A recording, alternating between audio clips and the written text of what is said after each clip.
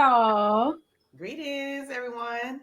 Yes, welcome to Virgo Virgin Talk. This is episode 3. Today is all about the moon, Oh, Luna. the lunar. You Mm. got some tea over there, sis? I had my tea. I had my tea already, but I'm brewing some more currently. What about you? I ain't gonna hold you. I didn't have any tea anymore this morning because I am doing Ramadan. So, Mm-hmm. drinking and eating during the daytime is no bueno for me. Mm-hmm. I'd be Okay. lying if I said I didn't have a little snacky snack today. I was forced to feel my feelings today, so I got hungry. But the tea that I had last night, once the sun went down, Mm-hmm. I like to mix my green tea bag. So I mixed Mm-hmm. green tea with black tea. And green tea is actually originated in China, which I feel like I knew, but I don't know. But it Because improves Chinese indulging in it a lot. it what? We hear about the Chinese always customary to using it a lot. Right. They have their leaves over there. So they have Mm-hmm. been shown to improve the blood flow and lower your cholesterol. Mm-hmm. So that's fun. Um it also helps with like if you have CHF, which is congestive heart failure, or your like it helps the blood vessels in your brain too. So if you have issues with like thinking and things like that, Okay. it helps. And then black tea is a good antioxidant. It's good for people that deals with chronic diseases and things like that. Yeah. So just over here being healthy with the tea leaves. Oh yeah, they're both pretty bland in flavor though, but they're both bold and strong with their powers that they possess. I like black tea as well. I feel it has more is more flavorful than the green tea. But I really can't put my finger on how to describe the flavor. I don't either. I really do like black tea. I like how Mhm. strong it is. I actually mixed those two tea leaves and I drunk it without any sugar.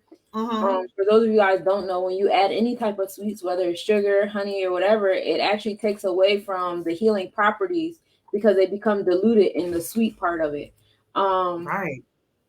and when I drank those two by themselves, I don't know if my taste buds is changing or what, but I was perfectly fine with that.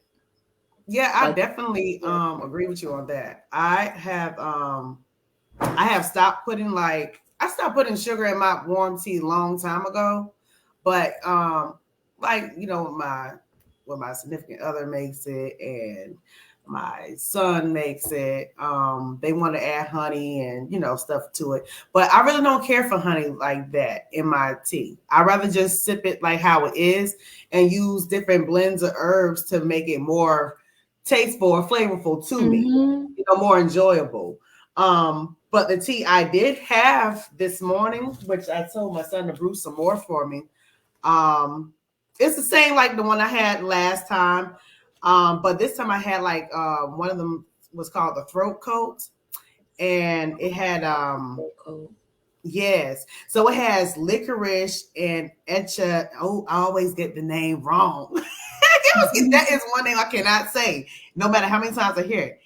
I'm gonna try to sound it out, okay? And it's gonna sound crazy, and you're gonna be like, "Oh, that's what it is." Echinacea.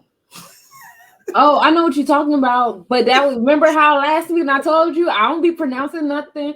How it was with quinoa, I was quiet as hell until somebody said that out loud, and I was like, oh, okay, I got it now. So now you hear me say quinoa all the time. I know exactly it's ECHINACE. I know Yeah, exactly. I keep it in my head when you say it. Echinacea, whatever. Yeah, maybe But that that's was how in I be China reading too. I it. don't know. I just see China was the root word, and I'm just trying to figure it out. And watch it be something crazy like Yeah, Echini. yeah, echinacea. It's probably what it is. Hey, Mike Miles. You see how he doesn't listen. uh-huh. Oh yeah, my 13-year-old same way, same way, same The way. listening is limited with these ones.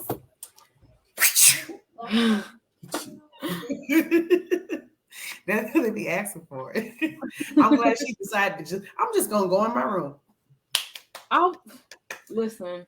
Save yourself, my child. It's the best idea. It's the best idea. I seen someone post something on Instagram. It was a really good post about like the different not necessarily toxic traits, but like that thing to be aware of as a mother through the different zodiacs. And being a Virgo, they was like, you know, liking your private space, like being secluded. And I'm like, it's a trigger to me when I'm in my room and my door opens before anybody knocks.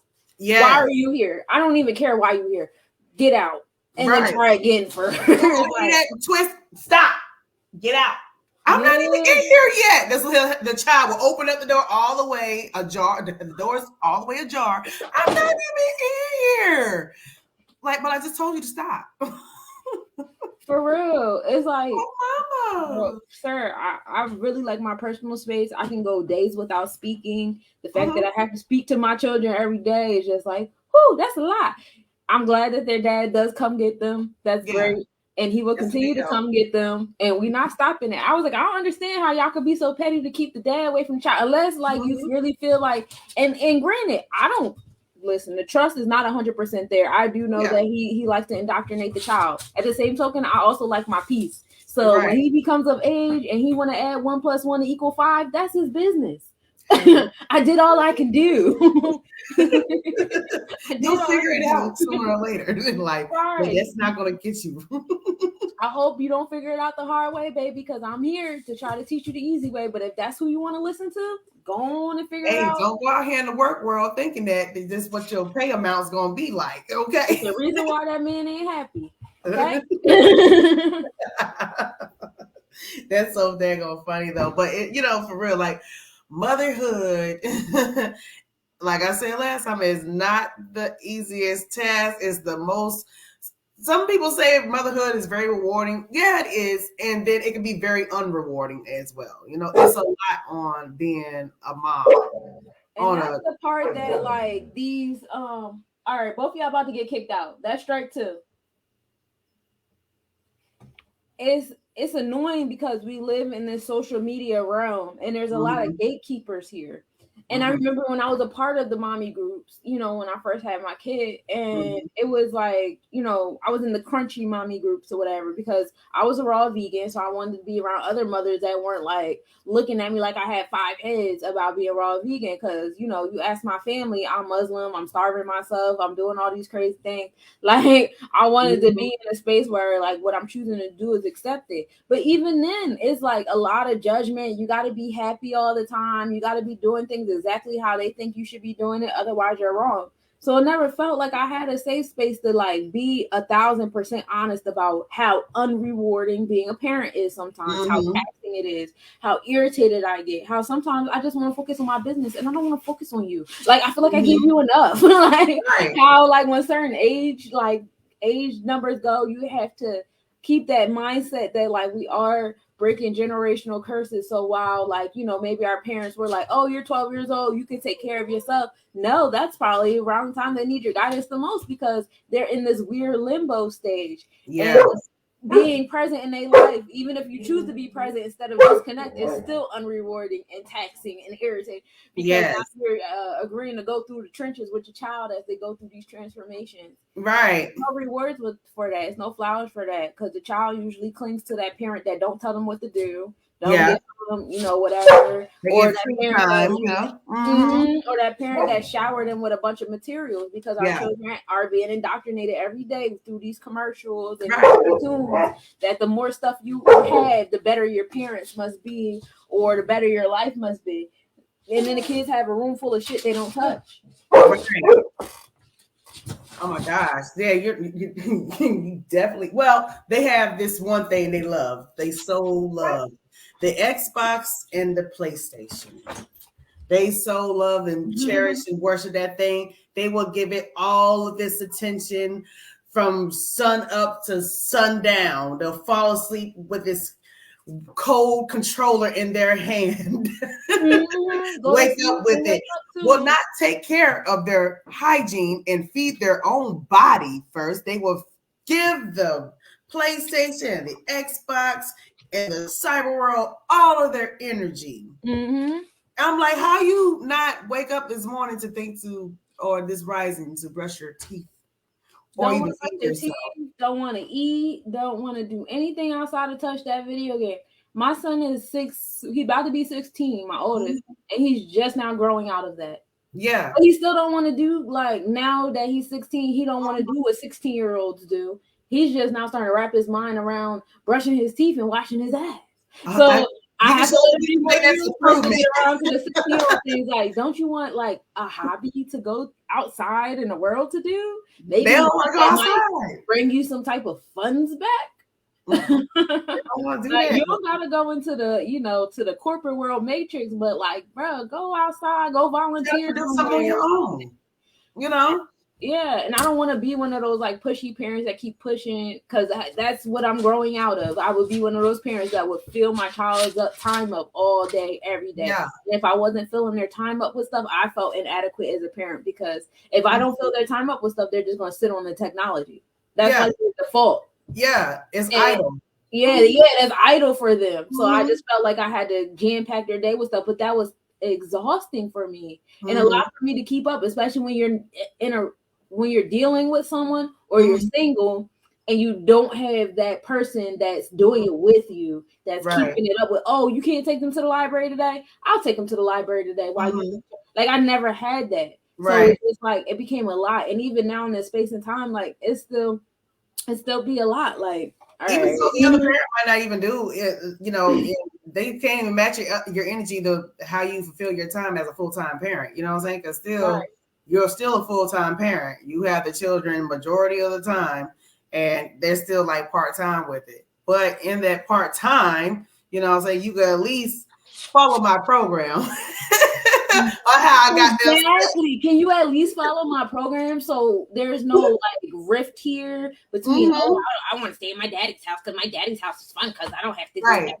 Like, can we, you know, can we be all on like, I have my children, you know, like 70 to 80% of the time. Okay, you have them like 20 or 30. So let's try to, you know, we can do some things your way, but do it mostly like how I got them already. You know what I'm saying? This is right, because we both agreed that I'm the one that has everything together. So since we agreed that I'm the one that has everything together, let me have it together. It only applies when it's beneficial to you. Yeah. But now that it's in the program. Now you got to roll up your sleeves and actually put in effort. Now I'm controlling how you parent too. And okay.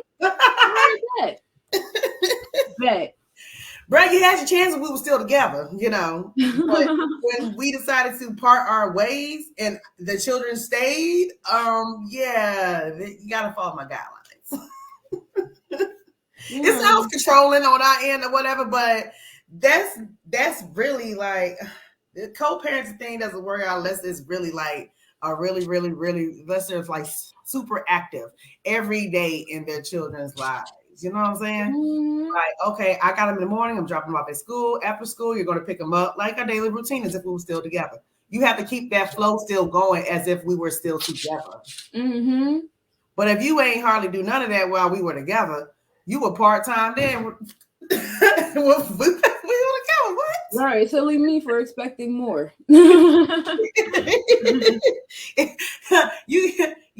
Like you say I'm doing too much, but you're doing too little. So I do enough for both of us. And then I see, like, I be feeling bad for these sisters out here that will allow a man to bring another woman into their house that they're not familiar with, just to have someone to co-parent with. Oh, you talking about like the polygamy? Oh yeah, that man you can't stand. What's his name? Kevin. Wesley. Kevin Wesley. Gag me. Him and Brother Polite, they can go jump off a cliff. Kevin Wesley's a Virgo. He's a male Virgo, and you know, male Virgos have this bad rep, and they're very controlling. I mean, I know we controlling too, but like, it's just with that masculine energy of controlling. It's not for everybody, right? It's really not. It has to be for someone that can stand on their own 2 feet. He got water. Both of them women are water signs. Okay, that's why he gets. I think one is a Leo, And the other, I think she's a Taurus. I want to say. Which one is the wife? The wife is the one. I know who she is. I mean, what sign is the wife? Because I don't know the sign of the wife, but I know the outside is the Leo. Oh, all right. I was about to say I know that wife ain't no Leo with that. No, she can't. No, she most definitely don't carry Leo energy. You know what I'm saying? I want to say more like I don't gotta be a water sign. Gotta be a Cancer or a Taurus. Yeah, they put up with anything. It gotta be something like that. But I'm gonna tell you what my thought is about Kevin Wesley, and by him being who he is and him making a decision to have both of those women, both of them are, I think I'm not saying they're weak women. I'm gonna just say that, this kind of like it's a decision to where, it's a thing like this. His wife was with him since they were teenagers, right? And they had these children. And at one point they wanted to separate because I know their backstory. They separated for like a few years, 5 years, I think, or something like that. They got back together. But when they got back together, she said she wouldn't mind going into polygamy with him, bringing this other chick. And the other chick said the same thing, like, well, the only reason why I'll do it because, I'll only do it because your wife and you have children or whatever. So me, I'm like, okay, I know that Leo energy though. You know what I'm saying? She thinking she got ups or whatever because she young, she fresh, you know what I'm saying? She ain't got no kids, she can mainly have her to himself, she can have him to herself, you know what I'm saying? Like at whatever allotted time. Because he does show a lot more affection towards her than he does with the wife. He try to make it like it's equal when he have both of them together, in each other's presence or whatever, but it really don't be like that. I can read through that shit. You know what I'm saying? The wife is accepting because she'll do anything she can to have him. Basically, when she went on live by herself, she was like, yeah, if what I do polygamy, only if it's with him. If I want to be with him, I only want to be with him. He's the only man I want. I love him. You know what I'm saying? This, that, third. He's the only man I ever want to have. I'm like, sis, there's so many more out here, you know what I'm saying, that you can just have to yourself. But I get, you following his beliefs. Who am I? It just couldn't be me. It could not be me. She found the right one. He found the right one. Listen, if you could find somebody that let you get away with your bullshit, then you found the right one. Let that man cheat in peace. Yes. In your presence. Amen. You know what I'm saying? Like, that's basically what it is. I think a lot about like how the kids feel. Like, what kind of images are you showing these children? Like, what you showing them is okay. You know what I'm saying? Like, it's just from the way that the camera perceives it, like, and from what the children have said, like, yeah, they love Lacey. They're perfectly fine with her. It's new to them, but they like it. She's like another mom or whatever. It's something scripted that children will say. I want to get a friend. I wish my sons would come home and be like, yeah. So our other mom, excuse me, what? You want to fight? You better call her Miss something. Yeah. Miss who? I didn't start calling my stepmother like ma or mom until I got like well above 25 years old. I've known her since I was 14 or 15 years old. But till then, she had always been Mrs. Combs, Miss Combs, Mrs. Combs, or whatever. Okay. Everybody forced me to I didn't want to call my stepmom mom. Everybody forced me to. I actually was in an abusive relationship with her. Fuck that bitch. That's why she ain't got no teeth in her mouth now. Anyway, I never wanted to call her mom. She never was my mom. And I be telling my kids, because she got my kids calling her Mimi. I was like, she's not your fucking Mimi. She's not your grandmother. No, don't do that. We're not playing games. Everybody want to act oblivious to her nonsense. Y'all go ahead. Call her by her first name. My missus. We're not even gonna put the miss on there. Okay, just call her by her name. Karen. Lady. Yeah. Miss Lady. None of that. We didn't even want to speak life into her name. The fuck? Oh, anyway. Yeah. Give her something else. I'm glad that we had all this talk about mothers and women and feminine energy, because that's the energy that the moon brings, right? Yeah, it does. Okay, yeah, let's get into the moon. Oh, wow. We got on to this stuff. I didn't even know it. So aligned. My conversations be intentional. I just don't say it out loud at first. It goes with the flow though. You know what I'm saying? Yeah. We flow together. We was both feeling that today though. So, regardless, I didn't even know that about moon. And, well, yeah, I should know. Because with yoni steaming and stuff, you do it with the full moon energy. Mm-hmm. You do a lot of rituals with full moon stuff. Yep. Yes. So, yeah. The full moon is actually the best time to recharge everything, whether it be your plants, animals, yourself, your crystals. The full moon is the time to do it. That is the moon of celebration, where we celebrate ending or completing things and things like that. Because the new moon is actually the beginning of the moon phase. And once upon a time, if you guys pay attention to the way I formulated the planetary forecast now, I've evolved it around the Sumerian calendar, which is from new moon to new moon. And this month we actually have 2 new moons, and we have a pink moon next Saturday on the 16th, the 15th, 16th. We have a pink moon in Libra energy, so that's exciting. What is the pink moon though, sis? 'Tis the season of seeds. Pink is the color of the yoni. We are dealing with fertile soils after we just got done dealing with the worm moon. The worm moon is celebrating the fact that the earth is starting to defrost. So now we're celebrating the fact that it's time to plant some seeds. Ishtar is coming out. I know everybody got their own feelings about Ishtar. It's not about the actual energies that's demonic. It's what people choose to do with it. You know what I'm saying? So I could believe in God and choose to kill people for God. Does that make God bad? No, that makes me God's war is what they'll say. Right. So I know a lot of people like to utilize, it's more so social media. I think social media is trash. Social media was the worst idea fucking ever for so many reasons. It just allowed a lot of people that have always wanted to be gatekeepers to be gatekeepers of every aspect of life. Someone has something to say about what you should or shouldn't do, and it's like, who the fuck are you? And try to control. I can live my life. Like control a lot of things too. So the people that hate people that are Christians, especially our Aboriginal Asiatic individuals that hate Christian Asiatics, love to talk about Easter not really being about Jesus' resurrection. Okay, we can get into that debate if you want to. I don't really feel like it. A lot of people like to debate about Ishtar and all the weird stuff Europeans used to do, as if we didn't know that they were weird, and they kind of did weird shit during all of our holidays. We can have that discussion if you want to, but why? Like, well, yeah, I mean, y'all know what it is. They be knowing what it is. Like you act like you don't know the culture of the people we're talking about right now. What the fuck else were they going to do on Easter? Be good? Yeah. What were they going to do? Like, we finally made it illegal for them to rape and kidnap women. So of course they're going to create a holiday where they're allowed to do it. Hold up, sis. It wasn't never illegal before? I mean, if you in faraway lands and caves living your best life, who made it illegal for you to do whatever you're doing until you were captured and somebody tried to civilize you?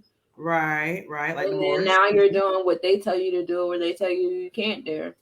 And that's still like spaces and places in history I'm not entirely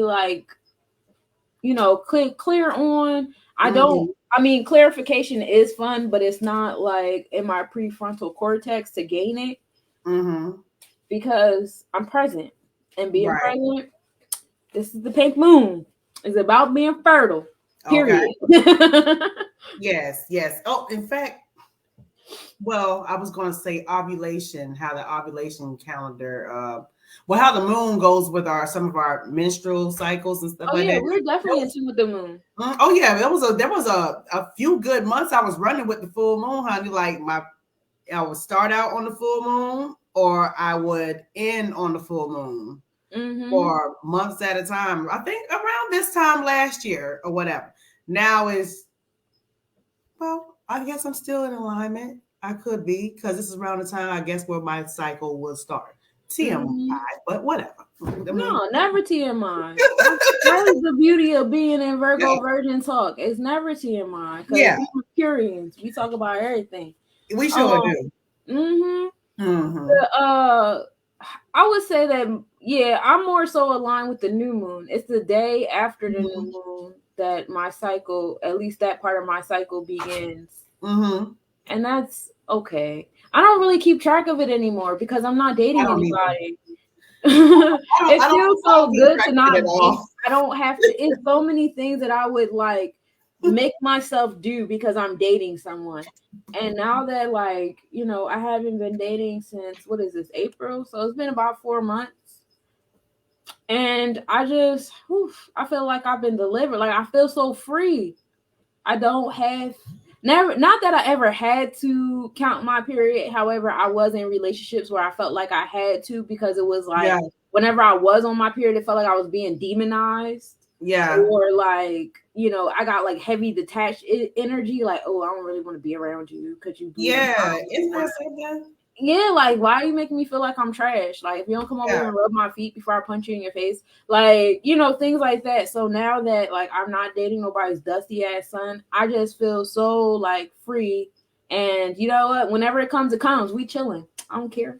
I think they still have that thing into their head. I believe back in the Old Testament to where a woman was unclean Mm-hmm. 7 days, and she would have to be basically sent out of the village or somewhere else separated from her because she was unclean, when really she was cleansing.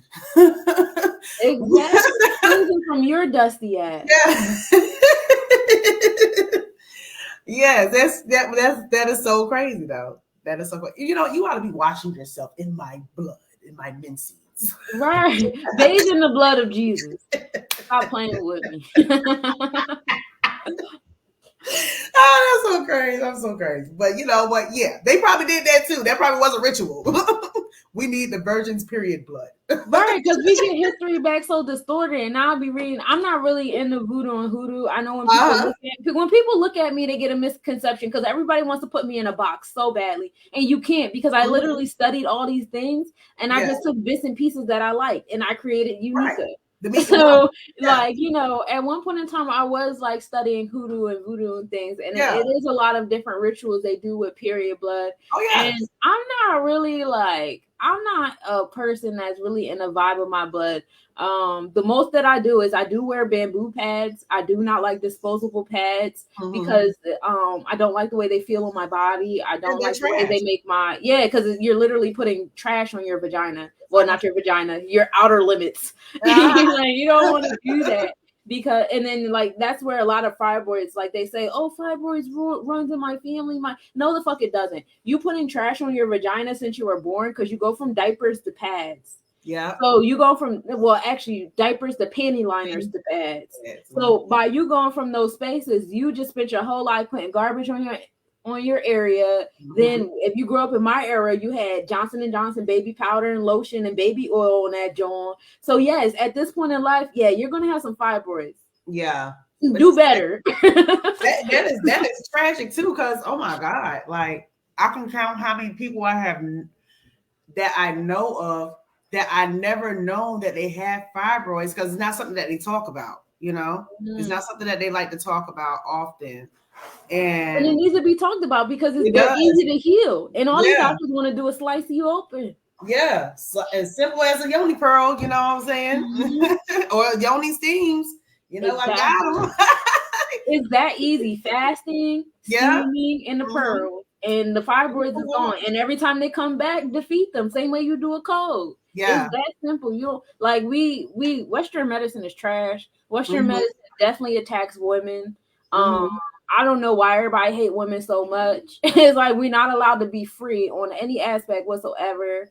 However, everybody still praises the moon. How are we singing praises to the moon without singing praises to women? How you sing praises to the earth and soil without singing praises to women? That is divine feminine energy right there. For real. They come for that. Pick a team. Yeah. Pick a team. Yeah, you gotta pick pick one. Pick a side. Though. But that's why I be curbing these niggas. I got a whole music video. My people put the music video out. It's called "Done Calling You." That video was dope. I watched it 3 times back to back. I loved it. I just enjoyed seeing you in the video. I was like, look at sis. I appreciate it. I really enjoyed doing that video. And guess what? It's very dope. Before we get started with our guests, we're going to watch the video real quick. Okay, let's get into it. Yes. And once we finish the video, we're going to bring on our guests and have our interview and our tea talk. I can't wait. I've been calling you, but you don't pick it up. I'm so sick of it, still why can't I stop? I've been calling you about your kiss and games, your selfish bird telling me to stay. I've run out of patience, but you don't give a damn about the things I do. I'm so sick of the ways, so I take a leap of faith, hoping you will still behave, 'cause I will be here waiting. I don't know what's up with this world, with these men that act like boys, boys that wanna be girls, girls that wanna be boys, and women that act like girls. What's wrong with ya? No, I can't get along with ya. That's why I wrote this song for ya. I hope my prayers make it to the good Lord for ya. 'Cause you know I break the law for ya. Yeah, you know I risk it all for ya. But can't get the thing after everything that I offered ya. Guess I must be off to ya. That's what them demons say when they be talking to ya. Guess that's why I can't get a ring and you won't answer me no more calling ya. I've been calling you, but you don't pick it up. I'm so sick of it, still why can't I stop? I've been calling you about your kiss and games, your selfish bird telling me to stay. I've run out of patience, but you don't give a damn about the things I do. I'm so sick of the ways, so I take a leap of faith, hoping you will still behave, 'cause I will be here waiting. I am like something you never had before. One dose of this, you'll be back for more. That's for sure. What you laughing for? The last thing I'm finna be is the last resort. I'm so not with the back and forth. I jump straight to conclusions and I'm out the door. Drop these ends, get you a real one. You always stay in touch with who ain't feeling ya. I don't even know why you deal with them, 'cause you ain't getting back what you're giving them. I hate to burst your bubble, it's full of helium, but it ain't healing ya. You never really broke my heart, you just hurt my feelings. And what I learned from this is, if you looking for love, don't search for this. Shh. Don't search for this. So if you looking for love, don't search for this. Shh. Don't search for this. Shh. I'm done calling you. 'Cause you won't pick it up. 'Cause you don't give up. I'm so sick, I'm done. I'm done calling you. You just play kissy face. Selfish bird telling me to find a way. Yes, that was dope. That's my favorite line on that last part too, because you got to release yourself. Yes, I really enjoyed that. That was fun. Hey, Tara. Hi. Hey. Good to see you. It's good to see you too. I was enjoying your conversation. Oh yeah, we be having our talking about tea and everything before we bring the guests on and get ready for the interview and things. Yeah, that's kind of how we got into the flow and stuff. But you know, whenever you want to come back and get some tea, or if you want to get some tea or whatever right now, and discuss what you got up in it, that'd be cool. Yeah. I was listening on that Benahias, like the guy that got the 2 wives and stuff. Oh, Kevin Wesley. Yeah. You know, it talks about that, you know, in the Bible, but see the you know, America over here, they wasn't trying to have that. But you know, it is men allowed to have more than 1 wives. But you know, us women, we ain't trying to have that. Oh no, not us. I don't know. Well, no, I don't know where to. For the women that's cool with it, that's cool. You know, our laws. I definitely get into like the history surrounding the Bible and what was going on. Mhm. You know, back then they also were still stoning people. So, you know, I take things, you know, with a grain of salt. Just because it's in a certain book, don't make it like something that it gotta be reapplied or applied or things like that. And then even so back then, they don't really get into like how did it make the women feel back then when the men had multiple wives? Like, yeah, maybe some of them was cool with it, but some of them wasn't. And there's stories where they wasn't. So Yeah, they scrutinized people a lot back then. yeah, right. But right. but you know, just like our ancestors, when you know they have the what you call it, the mistress and the wife don't approve of it. Right. What they do, they still go ahead and sleep with her. Oh yeah. Yeah, there's so many of them that did that. Let me think. I don't want to say Moses. I think about Abraham. There we go. Abraham. Who else? There's so many of them. It was the norm.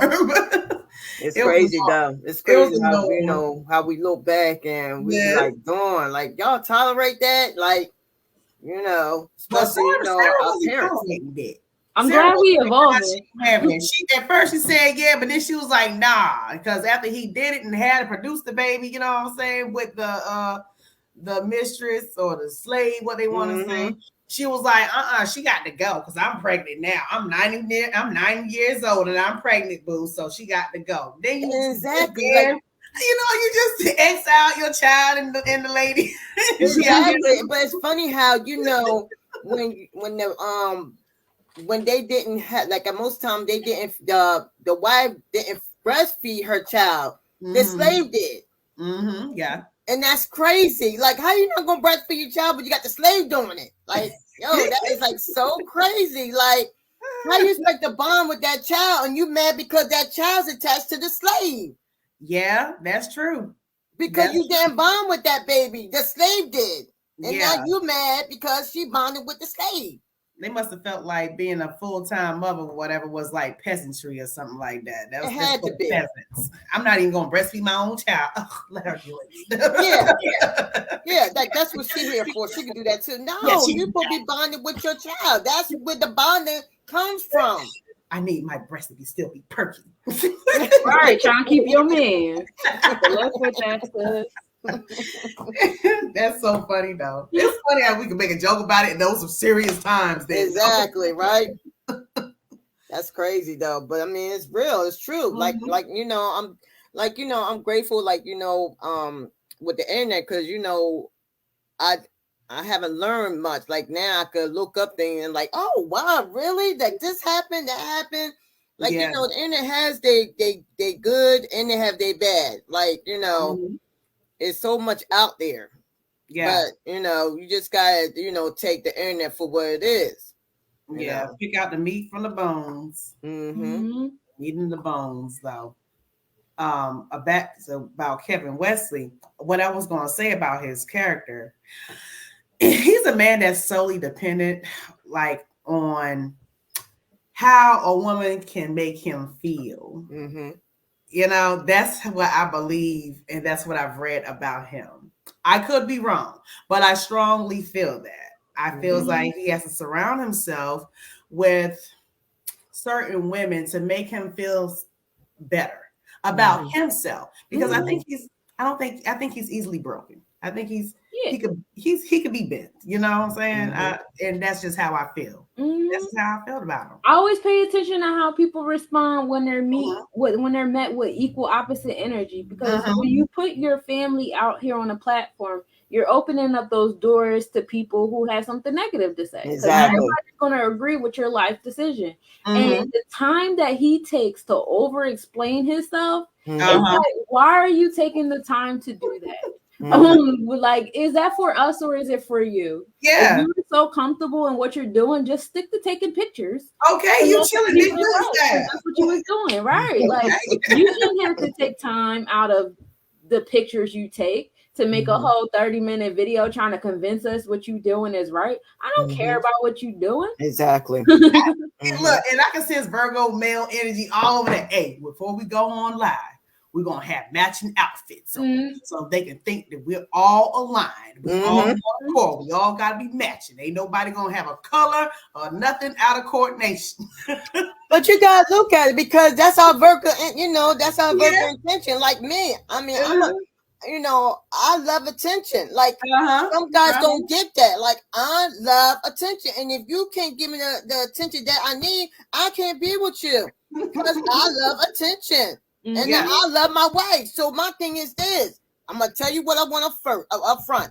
If you can't give me that, then we can't be together, because at most point I'm selfish. I'm sorry to say that. I'm selfish. I'm stubborn, and I want things my way. I can cater to you in a certain way, but most time I want things my way. I'm sorry. Our way is the better way. We're perfectionists. Everything is perfect in our way. Everything works out. Trust me. And our way usually includes the other person. Like, yes, I'm helping you help you. Exactly. You don't see the master plan. Exactly. And now, and like my bestie be like, Tara, really, she's like some girls, like I tell, like I have friends, like I have a lot of friends. They be like, Tara, I hope you're not like that with like that, like you used to be with somebody else. I'm like, no, I'm working on myself. I think like, yeah, okay. Yeah. And then when I throw my point of view, like suggesters, like my male friends, because I do go, you know, talk to my male friends just to see, just to get his point of view on things, and they be like, Tara, and I'm like, what? Tara, why would you do that? Because you know how I am, like, yeah. If you're gonna be around me, you need to know who I am. You need to know the monster you're dealing with. Exactly. Exactly. Somehow we always feel though that we need to work on ourselves. It's something deep down in all of us that feel like, I need to work on this. I'm gonna work on it. I'm gonna make a project out myself. We don't make a project out of ourselves. I do. I make projects out of myself. I'm trying to get to a point where I'm like, you know what? Well, actually, right now in this space and time in my life, I'm finally getting to a point where I'm like, you know what? I'm not interested in making myself better for other people anymore. I can, you know, enhance certain traits about myself, like my confidence when I'm in a room full of people, or my confidence when I'm speaking in love, because I don't speak in love easily. It's not a comfort zone for me. My Venus is also in Virgo. So it just like, it always feels like I'm kind of like over explaining myself and what I like, because I pay such close attention to detail. Like, my love language is paying attention to you, seeing what you like and what you don't like, and kind of like moving accordingly. I don't like expectations of me. That kind of makes me want to revolt. I don't know what that's about, but I do love to give surprises. Like, I'm surprising you with this love or whatever. Like, I don't expect it. Just keep being surprised by it, because at any moment I might move on. Like, we don't know what I'm about to do. Like, I don't know what I'm about to do. And you know what? I just decided that, I'm leaving you today. Everything was perfect yesterday. Yeah, everything was fine. But just today, I just woke up like, I want something fresh. I'm done with you now. I'm finished with everything, that I had to work on with you. Basically, that's what it feels like. It feels like, when I feel like our journeys are not, intertwined no more, then that's what it is. It's not intertwined no more. Like, it might be for a day, it might be for a couple days, it might be for now on. I don't know. But I'm not gonna, but if you don't have that kind of open mind and open heart, you're not going to be able to accept me, because I like to come and go as I please. I like alone time more than I like sitting up under you time. At the same token, I still want to feel wanted. Like, it's like I be everywhere with it. So it's kind of difficult. Sweat me. Right, sweat me while I go my If you ain't sweating me, then there's something that turns me on about you calling me 10 times in a row when I didn't answer my phone. Right. Well, I know you concerned. But what makes me mad is, right, when I want to FaceTime, you want to FaceTime. So now you turn me off. Like my friend, like from New York. Like, I'm like, okay, what is different about the situation? Because ever since you got your daughter with you now, you don't want to FaceTime. You only want to text at this time. Where's the problem? And I had to tell him, like, you losing my interest in you. Like, I can't keep doing what you want me to do because you pushing me away now. So now I'm gonna show you better than I can tell you. I'm not gonna text you like that no more. Whatever you text me, you might not even get a text me back from me today. Like, it is what it is now. Yeah. I think Danielle just made that post earlier today. If you don't match my essence, I disconnect. Like easily. It starts it all in here first. Yes, when it reach here, you it's over with. And I'm not the type of person to explain myself. I'm not explaining myself to you. I feel like as an adult, you know what you're doing and you know what you're not doing. Exactly. If you don't have the ability to not every waking moment, but at least once a day, put yourself in my shoes. Like if we're dating, then you got to go on and because at least once a day I'm waking up and putting myself in your shoes. And I might force myself to text you if you want a text message today, because I know that's what you like. Yeah. I probably wouldn't have texted you if it was up to me. Like, shit like that. So, like, it's things that people take for granted. Like, you think I want to talk to you every day? You think I want to lay up under you every day? You think I want to feed you? I don't want to do any of this shit. I want to go mind my business. But I do these things because these are the things that you like and you want. So the least you can do is do something that I like or that I want. And if you can't, I'm not explaining myself to you. I'm moving on. And you just wake up one morning and my shit be gone, or you realize that I didn't text you in like 5 weeks. Yeah, nigga, I moved on. And I'm not finna argue with you. I don't want to hear your persuasive monologue about why I should give this another chance. I don't want to hear none of that shit. Yeah, it was exhausting already to explain myself. When my actions speak, my words are, I speak my words and then I show you by my actions. Exactly.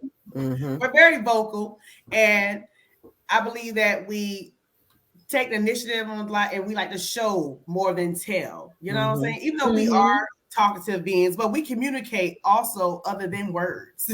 Right, words. Exactly. Not always just by words, vocally. And the most part is not words, and I think that's where a lot of people get Virgos fucked up, or just Mercurian energy fucked up. Period, because it's not words; it's expression. Period. I can look at someone. I remember one time, I was dating somebody, and I had asked him to do something. One thing about me is I don't like asking people to do stuff. Anybody that's in my space for more than 24 hours knows that already absorbs and observe that fact about me.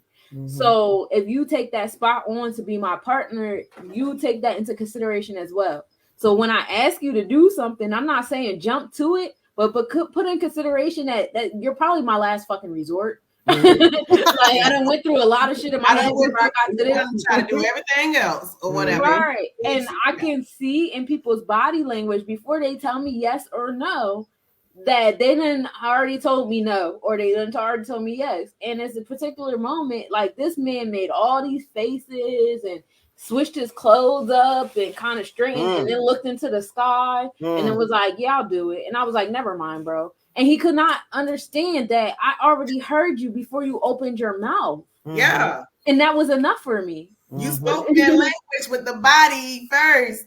I didn't even need to hear anything from the mouth, but the mouth confirmed it, absolutely. But yeah, I'm good. But see, that's what I get from certain men too that I mess with. Like, I mean, not mess with, like I talk to or just friend.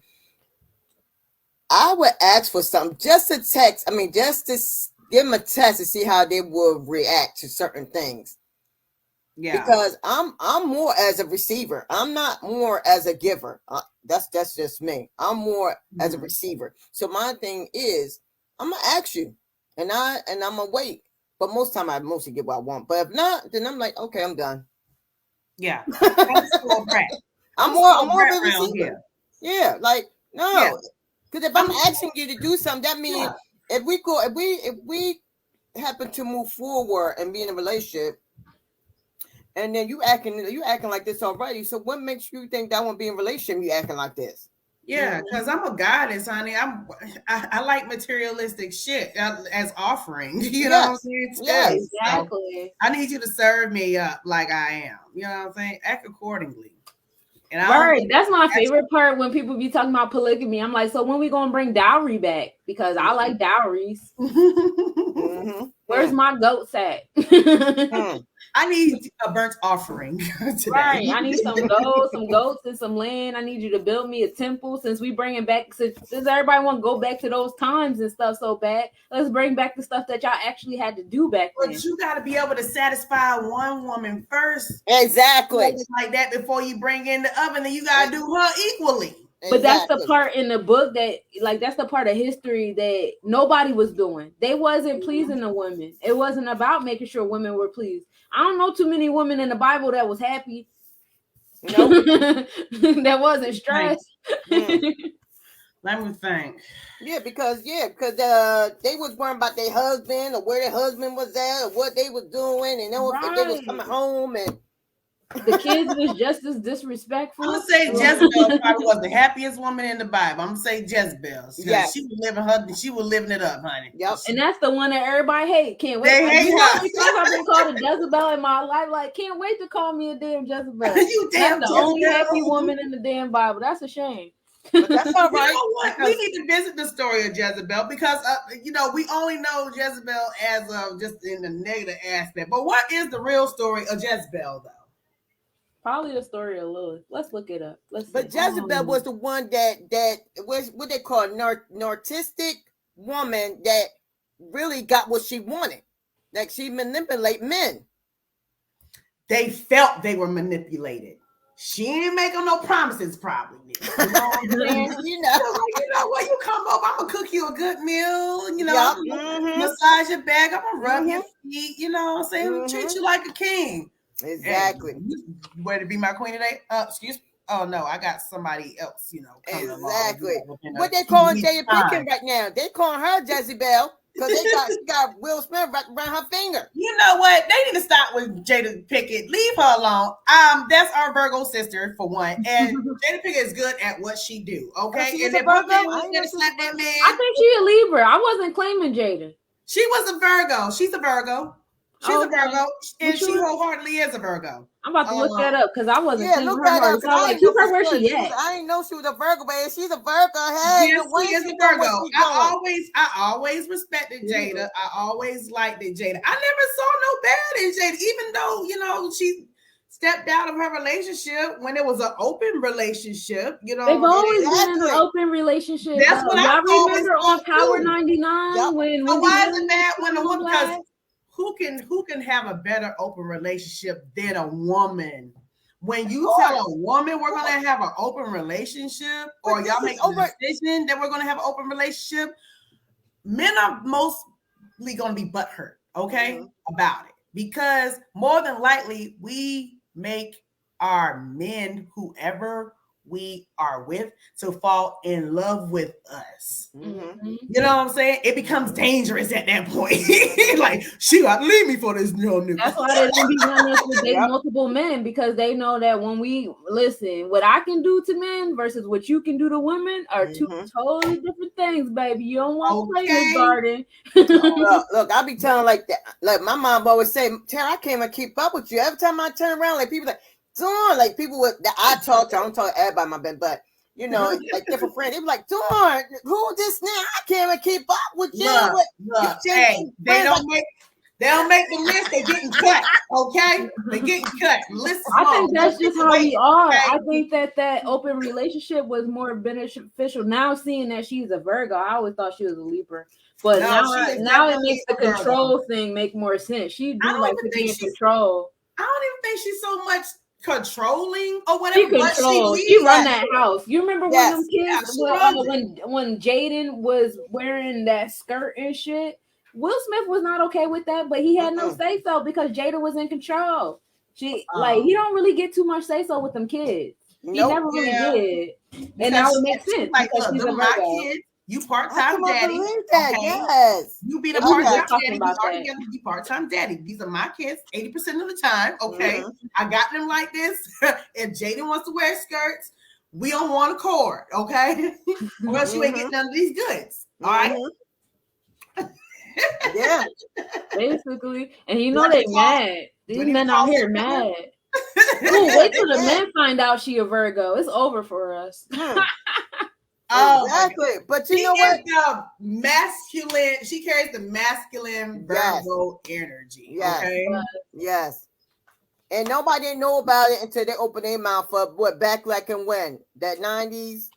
Well, it was Wendy Williams. That was the first time I ever heard it, and I'm pretty sure other people heard it before then about them being in an open relationship. That was never news. It's these young kids that on social media just now realized who Will Smith We is. and they accepted like, it when we first heard about it. When we were kids, we was like, okay, they in an open relationship. Okay, that's the thing they do. Whatever. It's they've been together since then. They ain't he ain't going nowhere. Nope. You know, was it Exactly. a good idea for Chris to say that? You know what I'm saying? At that time, crack a joke. I think that was a tasteless joke. Gay Beast hair. You ain't make fun of her hair.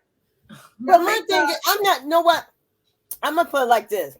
He was wrong. He was wrong. But the thing is, when he looked at her, he should have at least waited and then put him aside. But he looked at Jada.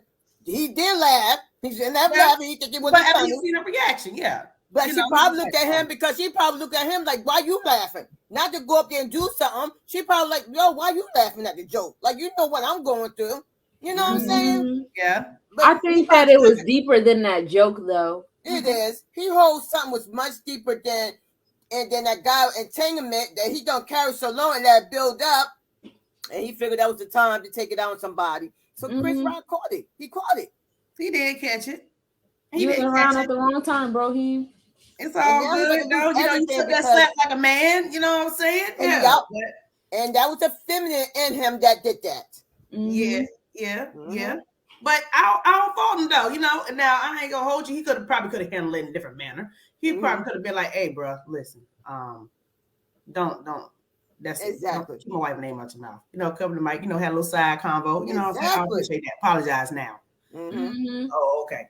I think, I don't know, it's so many theories out here and everybody got screenshots and video shots and some people saying it didn't happen at all. Everybody was acting. I honestly didn't watch the Oscars. I don't care about Will and Jada. I do not care about Chris Rock. Don't care about none of them.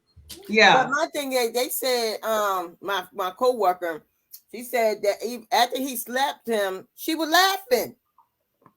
Oh, because they showed another angle of the camera that was behind Jada, and she laughed at the joke too, or whatever. But so my thing is, you just made your man go out of character that he been waiting for all these years. Like he about to lose everything. Well, you know, he got control over his own actions or whatever. So he decided he wanted to get up and walk up there, whatever. That's a decision that he made. I'm not who's to stop him. Now I would have like, babe, sit down. You know what I'm saying? Well, he didn't hear that. If he kept on going up there, I wasn't gonna get up out my seat and try to stop him. You know, it is what it is, you know, man. But his career is not in shambles or whatever. You know what I'm saying? I'm pretty sure he saved enough bread and invested in some stuff where he can keep his money flow going. He ain't got the act to make his bread. You know what I'm saying? Like his TikToks are up through the roof too, so he get paid for that. Oh well, hey, oh well. They make these inspirational, motivational quotes. They've been doing that, you know, but they've been doing that for a little minute now. So he's been trying to find himself. You know what I'm saying? And he's been trying to, you know, get more in tune with himself since he hit 50. You know, and that's a delicate time in a man's life. You know. You know, it's just funny to me whenever men talk about being polygamous, they always make sure they put in their little ignorant statements about why we can't indulge. Oh, there's only one key only goes in the lock. Stupid shit like that. But multiple locks, multiple keys can open the lock. I don't know how the fuck it goes. Y'all know what I'm talking about though. Like it's just like it's always some nonsense, or they want to go back into the past. And it's like, okay, if we want to go back into the past, let's go back to the time. Most of those times was when y'all was going to war. Y'all actually was fighting for us. So please, black men, let me know when y'all going back to war to fight for us so we can get our land back. Because then and only then will I share my bed with another woman. Oh, they ain't going to war for us, huh? You need to go and get like y'all not doing the stuff that ain't nobody trying to go. Ain't nobody trying to down the government, the big government. Ain't nobody. They ain't trying to do all that. There's some, but you know, smaller organizations or whatever. Mm-hmm. But y'all got to live your life like that and do this on a daily basis. You know what I'm saying? Mhm. Like, And this is a new type of breed right now. They ain't trying to do that.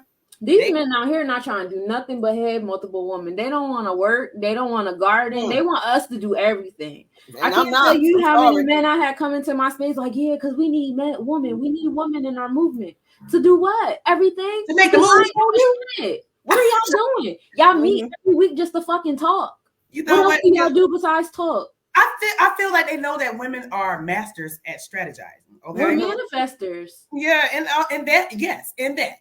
So, things will probably work out in their favor if they have a woman manifesting and strategizing shit for them. Because they need to do a better job at kissing my feet and kissing my ass. Because then and only then. Okay.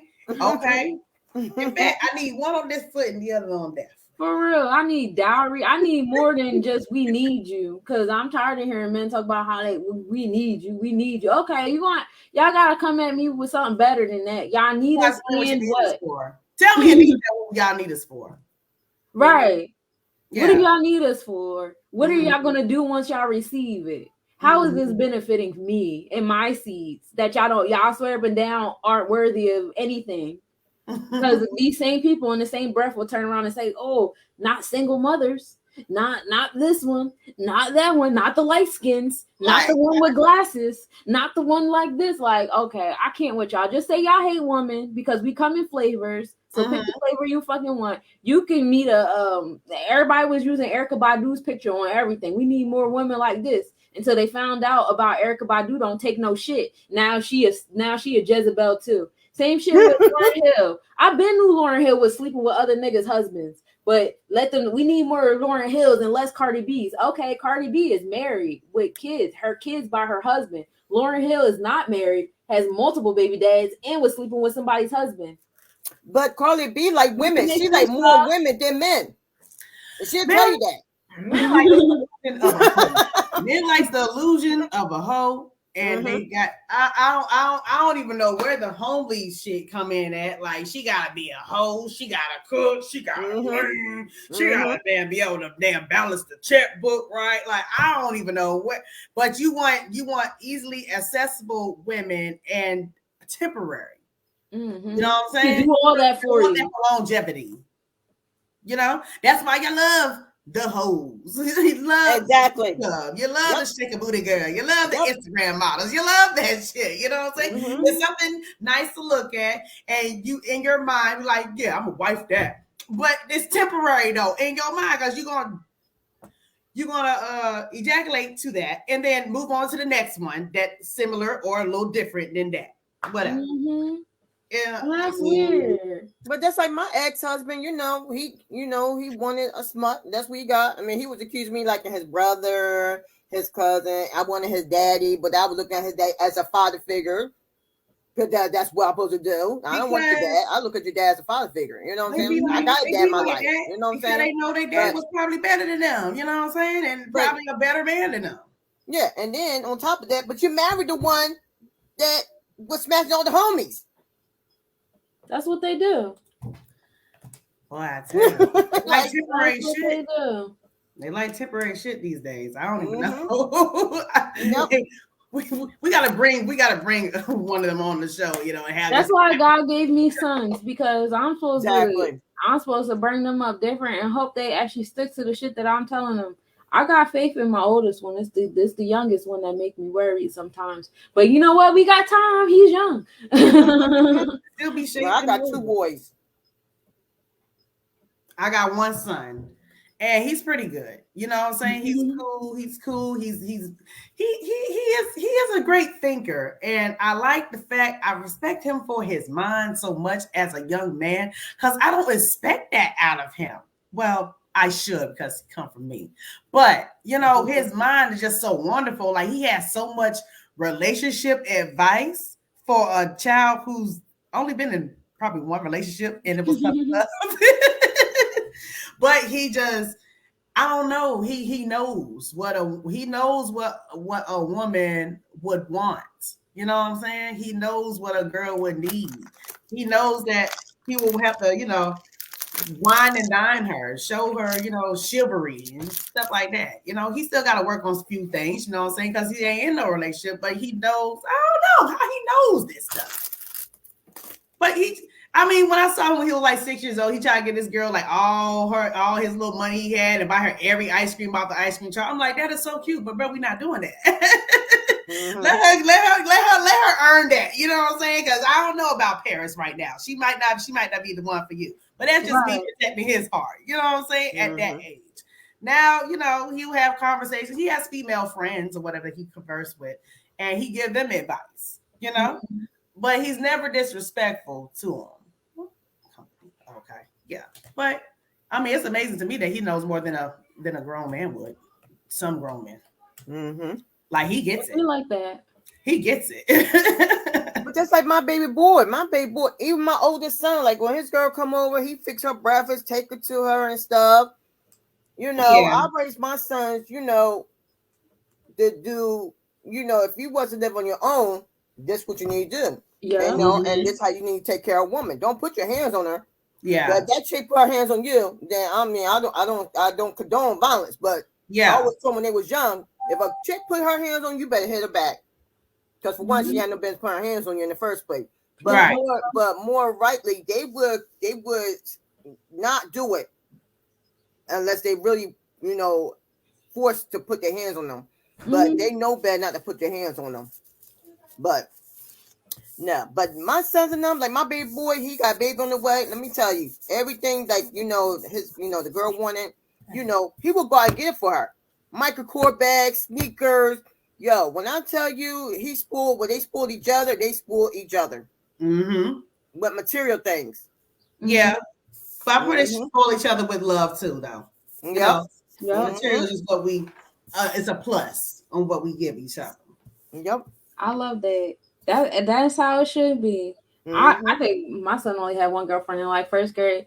I be worried about these kids that, I homeschool my kids, so they're not in school, and that probably would have been his only like social interaction of the day would have been in school. And so now that he's not getting that, it's like I be trying to get him like, engulfed in other activities, but I don't see any teenagers in them. Like the teenagers be for the streets, or they be like on a PlayStation, which is he's on. Like he'll be talking to. In fact, he was trying to get in contact with Sandra's kids. I got now that it's in the front of my head. I gotta reach out to cousin Sandra. But like he that's all he does is just sit on the PlayStation. And we had this talk yesterday because I gave him some calcium for his nails, and he was like, "I really enjoy painting my nails. I never painted them before." And I was like, "It's not paint, it's calcium." But okay. You know what? I think I know what you're talking about too. I used to see my dad. He was very meticulous about his nails or whatever. But I would see him put some stuff on his nails. He was in the military and all that. But he was a man's man, though. You know what I'm saying? But y'all used to be like, well, my dad used to put clear fingernail polish on his nails for some reason or whatever. But I think that's probably what the stuff you're talking about. Was it clear or the color? It's clear. Yeah. Oh, okay. It just make your nails stronger. I made him wash the dishes. It was funny because earlier this week, the moon was in Cancer. Yeah. And on my son's sidereal chart, his moon is in Cancer and my moon is in Leo. Now on our actual chart, on our tropical chart, his moon is in Leo and mine is in Virgo. We was not getting along on that day. I had told him to wash dishes. I got the death stare. I was like, "Oh, you want to do something, cuz? What you want to do? You got something you want to say?" The next day he woke up. We was in a better space. I don't like being at odds with my son. My youngest, I don't have a favorite, but with him, I'm accustomed to being at odds because he's so rebellious. It's like an every day, all day long thing. Like, and just like I said earlier, every time I say something to him, it's not about what I said. It's about his feelings. And it's like, I could be saying things. I'm not a yeller. I am a yeller. I was about to lie to y'all. But I try to be mindful and not be yelling at him because I know how sensitive he is. And I know how he like to turn the tables. It don't matter. I could be smiling at him like, you know what, Miles, can you pick that up? He's still going to cry. He's still gonna make it about his feelings and not about what I said. And Yeah. that drives me nuts. It drives me nuts because that's what his dad does. It's like it don't matter what I said. It don't matter how nice I said it. It don't matter why I said it. It don't matter if what I said made more sense. Right. It's the fact that it came out of my mouth. It's me. I'm the problem. I'm not supposed to say anything. I'm just supposed to be sitting around giving and smiling and being quiet as I do that. Because that's what life is all about. And I'm like, bruh, I pray for the woman that puts up with this. I don't know what shows you're looking at. Huh? I don't know what shows these children. You know, I think TV has a lot to do with it too. Even so, Honestly, there's that's so his much personality. Mm-hmm. That's his personality. That's who he's been ever since he was a newborn. When he was a newborn, You know what? You're right. he You kind of right about that. He always had his rebellious energy. He was a screaming, crying baby. He just that's Miles. That's who he is. That's who he is. And I said that, like, I remember one time I was following this Virgo online and she had a baby and she was weird. She was a Virgo. We're fucking weird. She had this post about her son's father and about how, like, when she met him, how nice he was, how he treated her, you know, how he pampered her and made her feel like a goddess. And she was like, yeah, like, in that space, like, I knew that the world needed more of him. And I'm over here like, dang, you know, as much as I love Miles, the world did not need more of his dad. We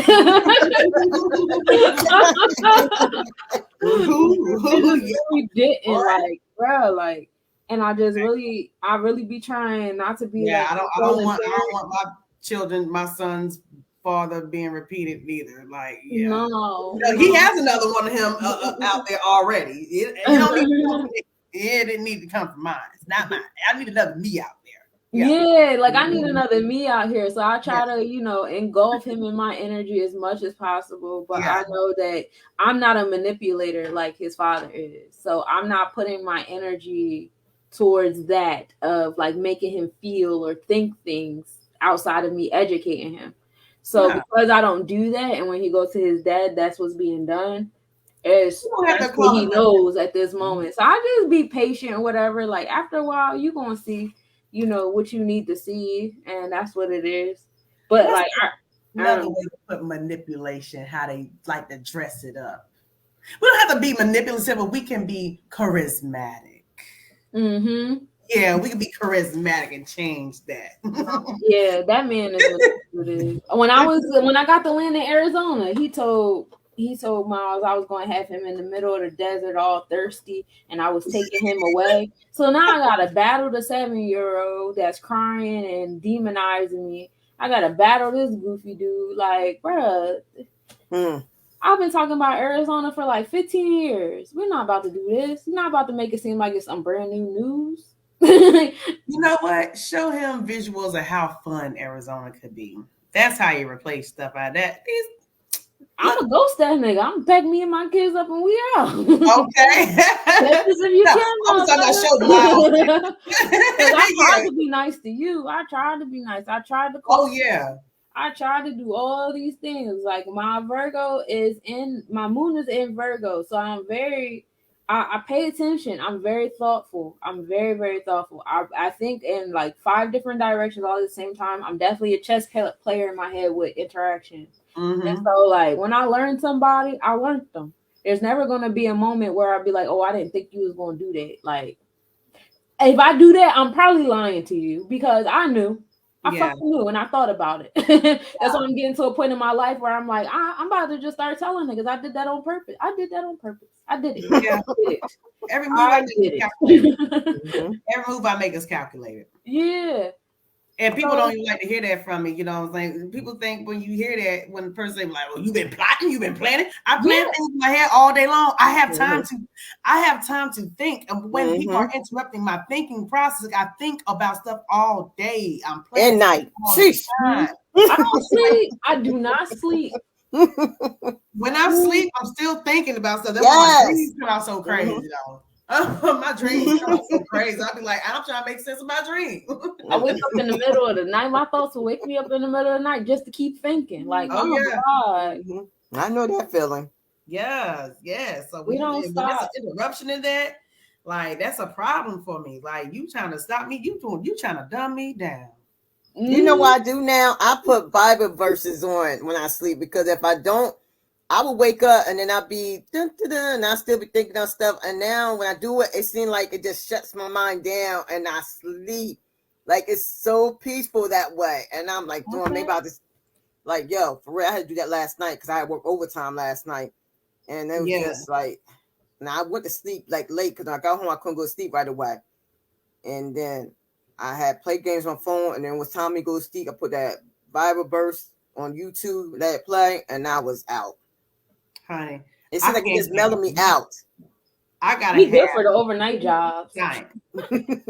Silence. I said science. Yeah, the overnight jobs be the one, but I gotta have complete silence when I go to bed. Like everything gotta be off. It's gotta be dark. I don't want to hear nothing because if I do, it's gonna play in my head over and over and over and over. It's gonna live rent free in my head at least for about a good week, boy. That one part, I'm gonna be in the process of planning out some masterminded shit. Then the whale sounds are playing in my head. I know it. That's why I gotta do that because I'm telling you, if not, I'm telling you, my mind just keeps going and going and going. But I need to shut it down.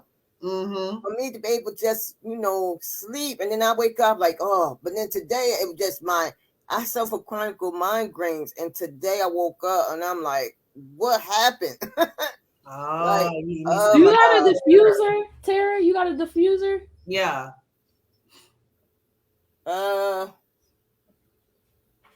You need some peppermint oil or some eucalyptus. It'll clear whatever that migraine. It'll clear that space right on up. Just rub a little bit on your forehead. Or some lavender. I used to have bad migraines, but I started cutting people out of my life that was getting on my nerves, and now I don't deal with them no more. I used to have them bad. Like I used to be crying for days because it was like I go to sleep at night and wake up and it would still be there. I did a lot of stuff. At that time, I was still smoking Black and Mild, so I stopped smoking the Black and Mild. I became more conscientious of what I was rolling my weed in. Now I use leaves or paper. I rather use leaves. And I stopped drinking sodas and stuff like that. I stopped drinking coffee. Coffee is random for me because back then I had the job where I was drinking coffee every day, and even on the days I would skip coffee, that's usually when I would have the worst headache because you're dealing with the caffeine. You're hooked, addicted to the caffeine, so you're pretty much detoxing. And it's not just coffee, soda, caffeinated teas, candy, all that shit. You go a day or two without it, oh my god, bro, my head used to be throbbing, and I wasn't in tune with my body on that level. Like if I got sick, I could tell what it was, but like those headaches, I could not pinpoint it because I was still eating and drinking and doing whatever I wanted to do. So once I got into the space where I became a raw vegan, my body became so much more sensitive. So when I would have that day where I was drinking, I could really feel the effects and different things like that. I was really able to pinpoint. But yeah, it's a lot with migraines. It's a lot to do with detoxing from whatever, or having a day off from whatever your body is accustomed to having inside on a daily basis. But I really don't drink soda. I mean, I don't drink soda unless my anxiety is up or I have acid reflux or my nerves is bothering me, and I would drink ginger ale. That's the only time I would drink soda. But it's very sudden I drink. I have ginger ale and coffee. I'm not really a coffee drinker, and I eat candy, but I don't get migraine if I don't have candy. No.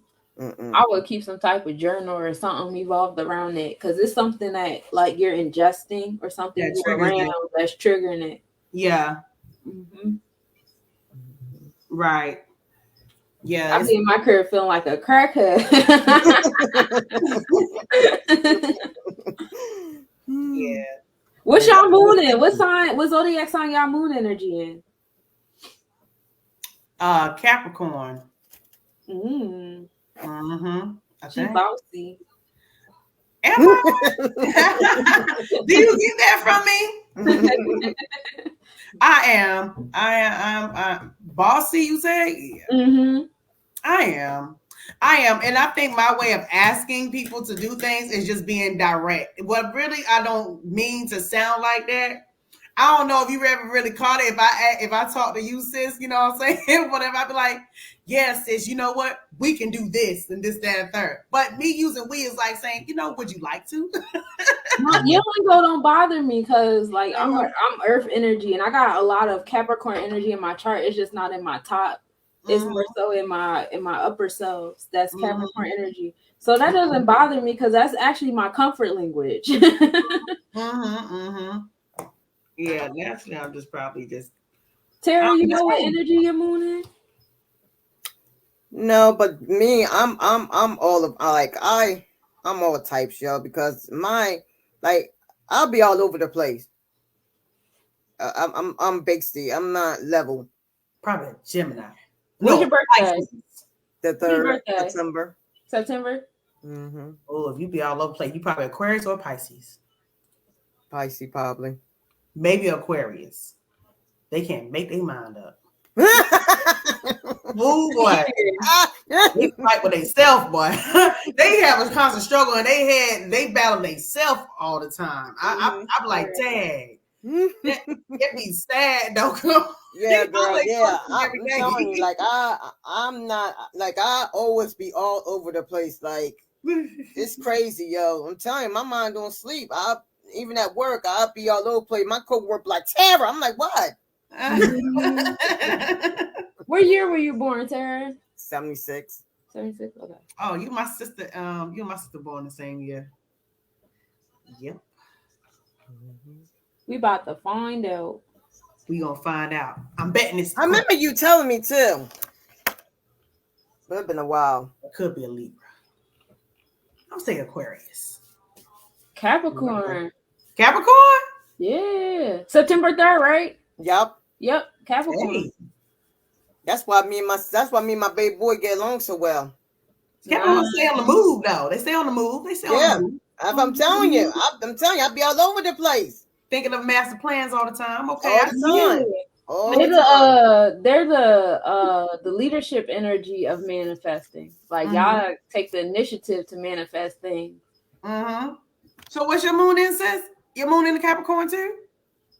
Who, Tara's? Yeah. Yours. Oh, mine is in Virgo. Oh, dang. How that happen? You double Virgos. I got a lot of Virgo energy in my chart. As we get through these episodes, y'all gonna see. There's a lot of Virgo and Capricorn energy in my chart. That's why I get along with Virgos and Capricorn so much. Sometimes when I first meet a Virgo, they rub me wrong until I realized Jada Pinkett. She rubbed me wrong until I realized she was a Virgo, and then it made sense. Like, you know what? Yeah, it does make sense. I can't be mad. Okay. Yeah, I gotta show a little love. Why are we like this? Why do we gotta show love for each other? Because we have our guard up. That's why. We always overthinking things that ultimately lead to us having our guard up or being prepared in some type of way, shape, or form. Like exactly. And we can't be vulnerable though. You know what I'm saying? I don't like to be vulnerable. I don't like to be vulnerable, but we can be. Yeah, we can be. We want to be to somebody that we can trust that we can be vulnerable to. Yeah, you can't show it to everybody because that's when they take advantage of it. Oh, yeah. And somehow I just look like, you know what I'm saying? Like, I don't know. I just tell people I just look like this. I know because people like, oh my God, I used to be scared to talk to you, but since I get to know you, you really cool. Actually pretty nice. Right. You're actually you're actually pretty nice. Exactly. Like, I'm nice, but I'm not so nice. I gotta tell people I don't bite sometimes. Yeah, I don't bite sometimes, but I will bite. Right. Like I'm gonna sit back and I'm gonna observe the scenery. Yeah. And then when I feel as though I'm comfortable to talk to you, then I'm gonna talk to you. Other than that, I'm just let it out. Yeah. You know, I always gotta analyze and peep out everything first. You know what I'm saying? And I do so. I mean, I'm comfortable with indulging in conversations with people, but that's me reading you still though. That's me feeling you out a little bit more. Because you're gonna let more of that out the more and more you talk to me. Because naturally people just gonna let it flow. Not me. I'm mostly sit back, and if I get that vibe where I feel as though you got, and I'm not gonna say nothing. I'm like, when you ready to talk, then that's where I talk. But other than that, I ain't doing jack. But just look at you. Right. I've been making people feel so uncomfortable. The phone conversation start getting quiet. Yeah. Like, now I'm just listening and absorbing now because sometimes I'll have an idea in my mind who the person is from the first conversation. But once I hear something that kind of deter me a little bit, I get quiet again. Yeah. It's like, dang, I thought we was cool. I should get quiet again because I gotta observe you again. Yeah, and I gotta rethink what I thought about you in my head. In my head, I had all these good, wonderful things about you, whatever. Now I'm gonna have to, revisit. Now I gotta change my mind. Yeah. In my mind, you was like the perfect person, but now I'm like, oh gosh, this needs some work. Yeah. I ain't gonna try to judge her though, but we gonna work on some things. But it's hard for me to get this impression out. Right.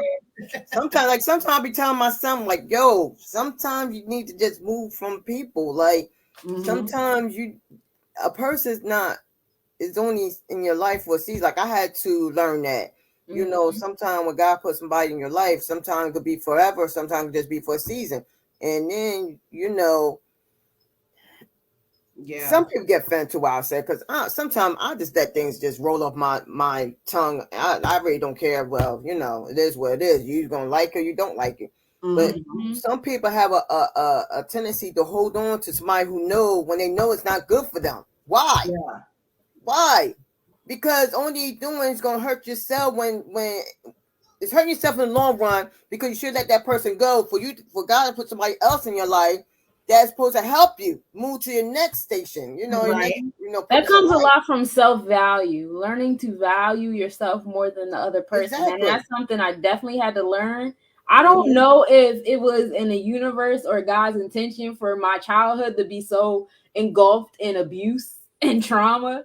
Yeah. Maybe that was to humble me, because now as an adult, I'm trying to learn that confidence again, that I matter, and it's not as much as there's a competition of who matters more, but just knowing when, like, I need to matter more than this relationship, or I need to matter more than this hypothetical situation I have set up in your mind. Like the one relationship I was in for 10 years. Why?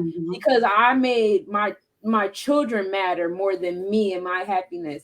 At the same token, while I'm worried about my younger child seeing his mom and dad together, my oldest child is watching his mother being sad, and he understands already. You know what I'm saying? So now my older child has a callous in his heart because he sat and watched his mom suffer and be sad and angry and live without help and stuff like that. And he every now his Mercury is in Cancer. So every now and then it'll slip up in a crabby way that he witnessed some shit and he ain't with the shits. Yeah. But for the most part, he kind of kept it to himself, So like, us getting old, me getting older, and he don't even want to go with him. He don't even be wanting to go. Yeah. He stays with me. I feels like that now. It was a point to where he was so into his dad to where like he was like rebellious to me. Like I was like, oh my God, I can't believe this. I did not raise you like this. You were not programmed like this. Who are you? Like, if you're gonna be like that, stay with your daddy. Whatever. Now I was like, he'll probably pay his daddy no mind. And I'm not, giving kudos to dad or whatever, but but that's them learning early on. Like now, say if you were the parent that would force that.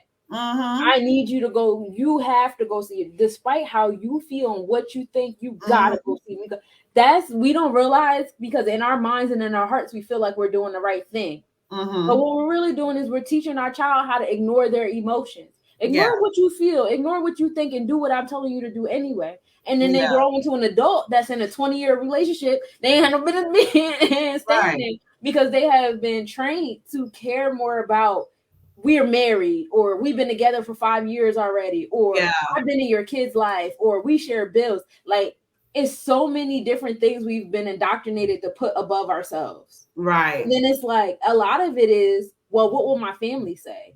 I done had kids with this person. I done lived with this person. I did all this, and this, and now I'm going to break up. And then I got to go. And when I go to the next family function, now I got to answer all these questions and all these judgment and the drama, because in y'all mind, I shouldn't have left them because y'all don't even know the stuff I was going through. You know what I'm saying? So it's just like a lot of, it's just a lot of not knowing when and not knowing how to put yourself first. So showing your child how to value themselves is so important. Letting your child feel their feelings when they feel them, how they feel it, and just guiding them to what's a healthy expression and a not healthy expression.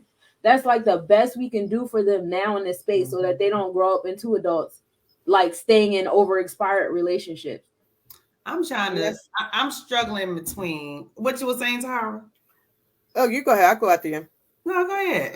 No, I was just agreeing on what you were saying, because like when I was married to my kid's dad, my older son witnessed a lot what his dad was doing. You know what I'm saying? In between, with verbal abuse, where their dad would gave me most of the time. You know what? And I remember telling my ex-husband, like, I don't need to be here to allow you to verbal abuse me, because I get enough of that at the job. Mm-hmm. And I'm not going to tolerate you verbal abusing me. It's not going to keep happening. You know what I'm saying? They never witnessed their dad hit me, but their dad did hit me one time. And I told him, if you ever put your hands on me again, 2 things going to happen. One, you might not see the next day. Or 2, you're going to be in jail. And he never put his hands on me after that. You know what I'm saying? He probably tore up something in the house. That's probably, did. But, his sons did witness that. You know what I'm saying? And then, by us splitting up, they was going through that emotion. They was acting out of school and stuff. But for as my family, or, some of my family didn't know. But other than that, I didn't care, because for one, it's me. Like, I had to deal with this stuff. You know what I'm saying? And now it took me a year to, to go through the process, learning me and this and that. My cousin, like, when my cousin, like, Tara, it takes a year for a woman to actually get to know herself, to heal from the process. Yeah, but I think it actually took me a long time, because in my mind, it was thinking, like, what did I do? Why I deserved it? Like, what did this chick do? Even though I know about this chick and how this situation happened, like, what makes you think that she was better than me? Like, what she was doing? What did I do wrong? Yeah. It seemed like I needed I needed forgiveness, like, for myself. Like, I needed closure. You know what I'm saying? Because I felt as though that person give me a closure, because it happened so fast. Like, I almost lost my life. I almost lost my life in 2009, but I didn't even know I was pregnant. And if I didn't go to the hospital, I would have died. Like, you didn't even grieve. You didn't grieve with me. I did that in silence. You know what I'm saying? Like, where was my comfort at? Like, like, it was like so much like I was going through over the years. Like, some people probably didn't even know.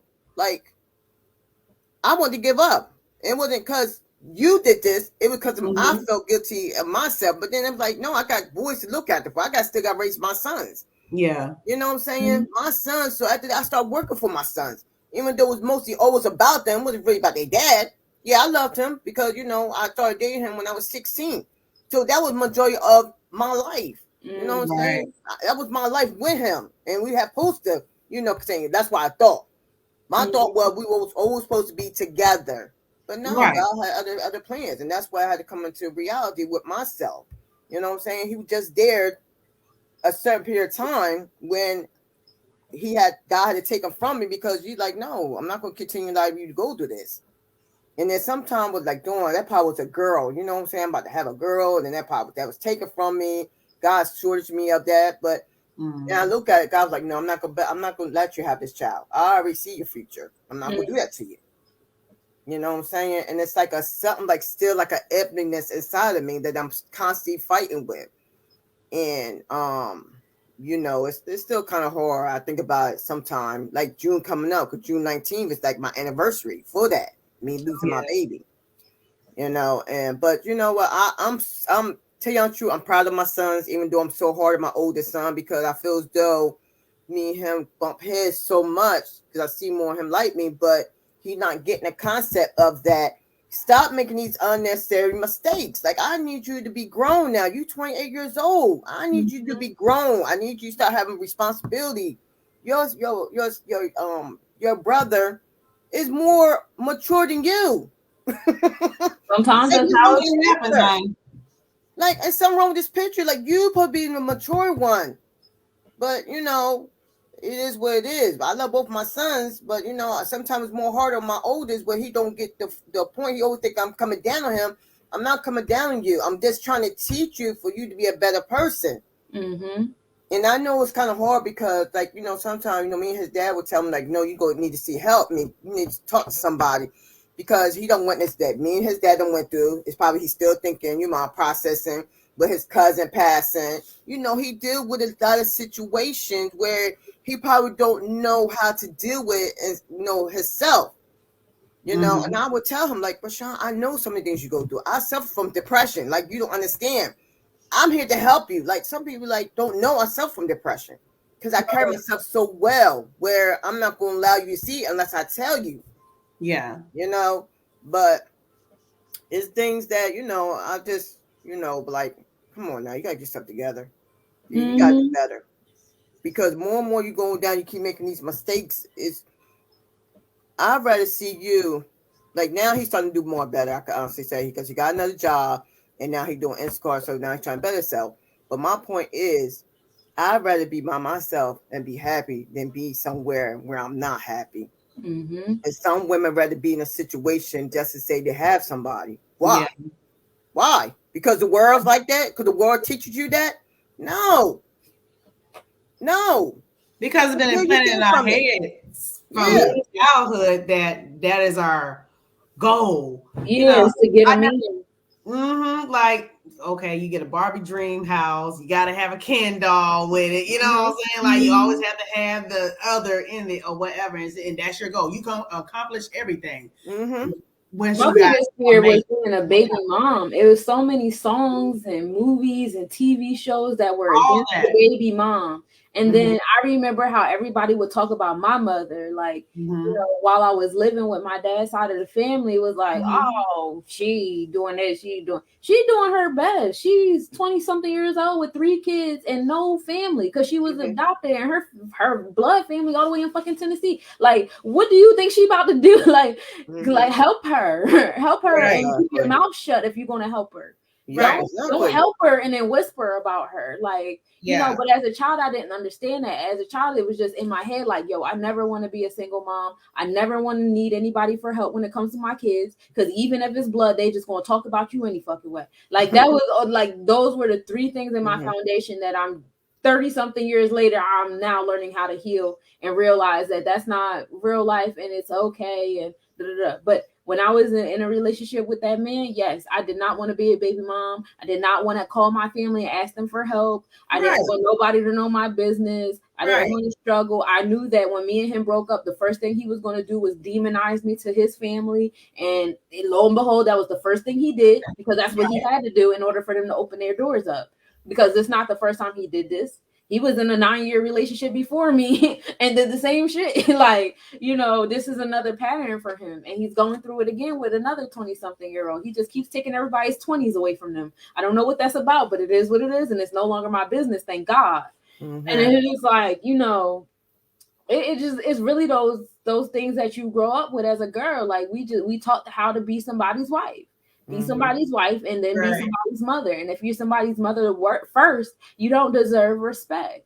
I can't tell you how many phone calls I got, people telling me to get an abortion. And it's just like, and these the same people that'll call me and tell me I ain't spit for bringing them around. Why would I bring them around? I remember what y'all said. I don't know about the rest of y'all, but I'm a Virgo. I hold grudges, cuz. I'm trying to learn how to heal that about me, but I ain't there yet. I remember this is what you're known for in my head. This is exactly what you known for in my head. Exactly. Every time I see your face or hear your name, that attachment is always going to be with you until you fix that. Till you fix that, and then all right, I'm still not going to be cool with you.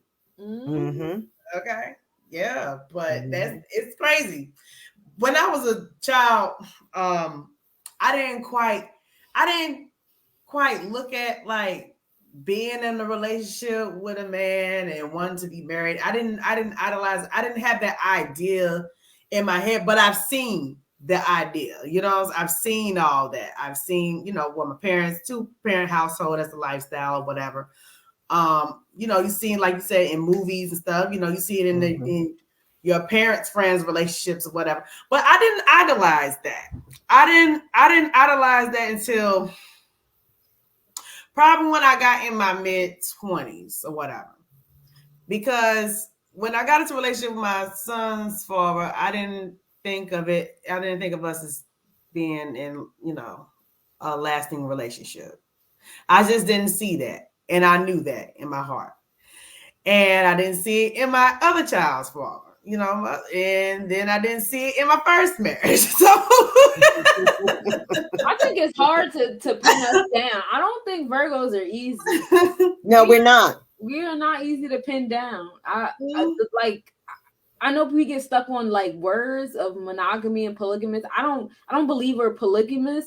I believe we're monogamous people, but we are very sometimey people. Mm-hmm. Like whoever you with right now, you ain't supposed to be with them for the rest of your life, because that's not how we move. We seasonal. We here for the harvest. Once the harvest is over, I'm out.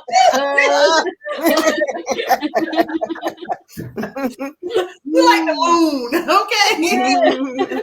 Yo, just so you thinking that, like you just said that, it had me thinking like, I'll be saying to myself like, darn, I just see why I'm still single, like, because for a man to deal with what I go through, I just haven't met that person yet. I think the only person who really dealt with me so long was my kid's dad. Like serious, or in the Gemini, And the thing for me, when I get into a serious relationship, I do all the wifey shit.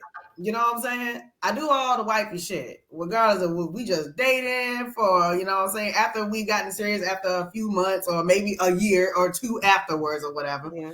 I do all the wifey shit.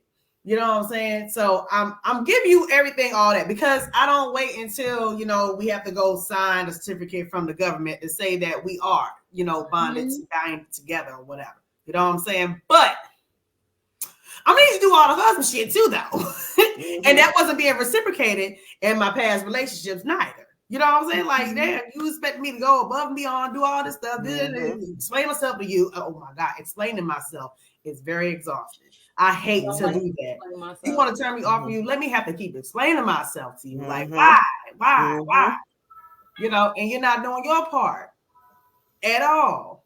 So I just knew it and fixed it up in my head. Like, yeah, I might have these kids or whatever, but we ain't about to be together too much longer. I said baby dad for like 8 years, and we were on and off. And I was like, you know what? Yeah, I'm just gonna wait on that one last thing just to confirm that I'm really, really leaving. Like, I was already baiting it up for him. I was playing that Monica Gone song so much, whatever. You still ain't get it? Like, yeah, I was out the door. He couldn't even believe I left him, honey. Oh, that Gemini did not believe I left him. Oh, but I did. And then I left my ex-husband after 4 months of our marriage. Yeah.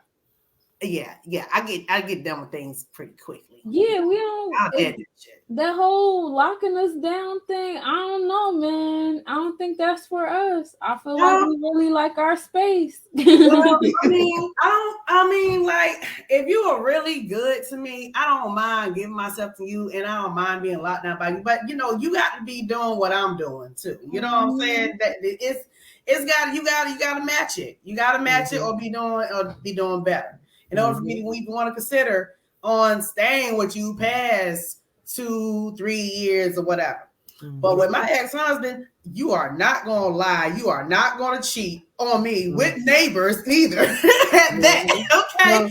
Then you're not going to do drugs, and we're not going to, you're not going to be abusive either. Like, bruh, you doing a little bit too damn much in a short amount of time, and I don't even know who you think I am, but this is not what that is. And he's trying to send me friend requests on Facebook. Yeah, you will never be friends. You are worse than dust. You are worse than the shit from a dog's ass. Yeah, that is worse. Yeah. You're the diarrhea version. With worms, all right? Bruh, what makes you think I would ever accept your friend? Exactly. Like, really?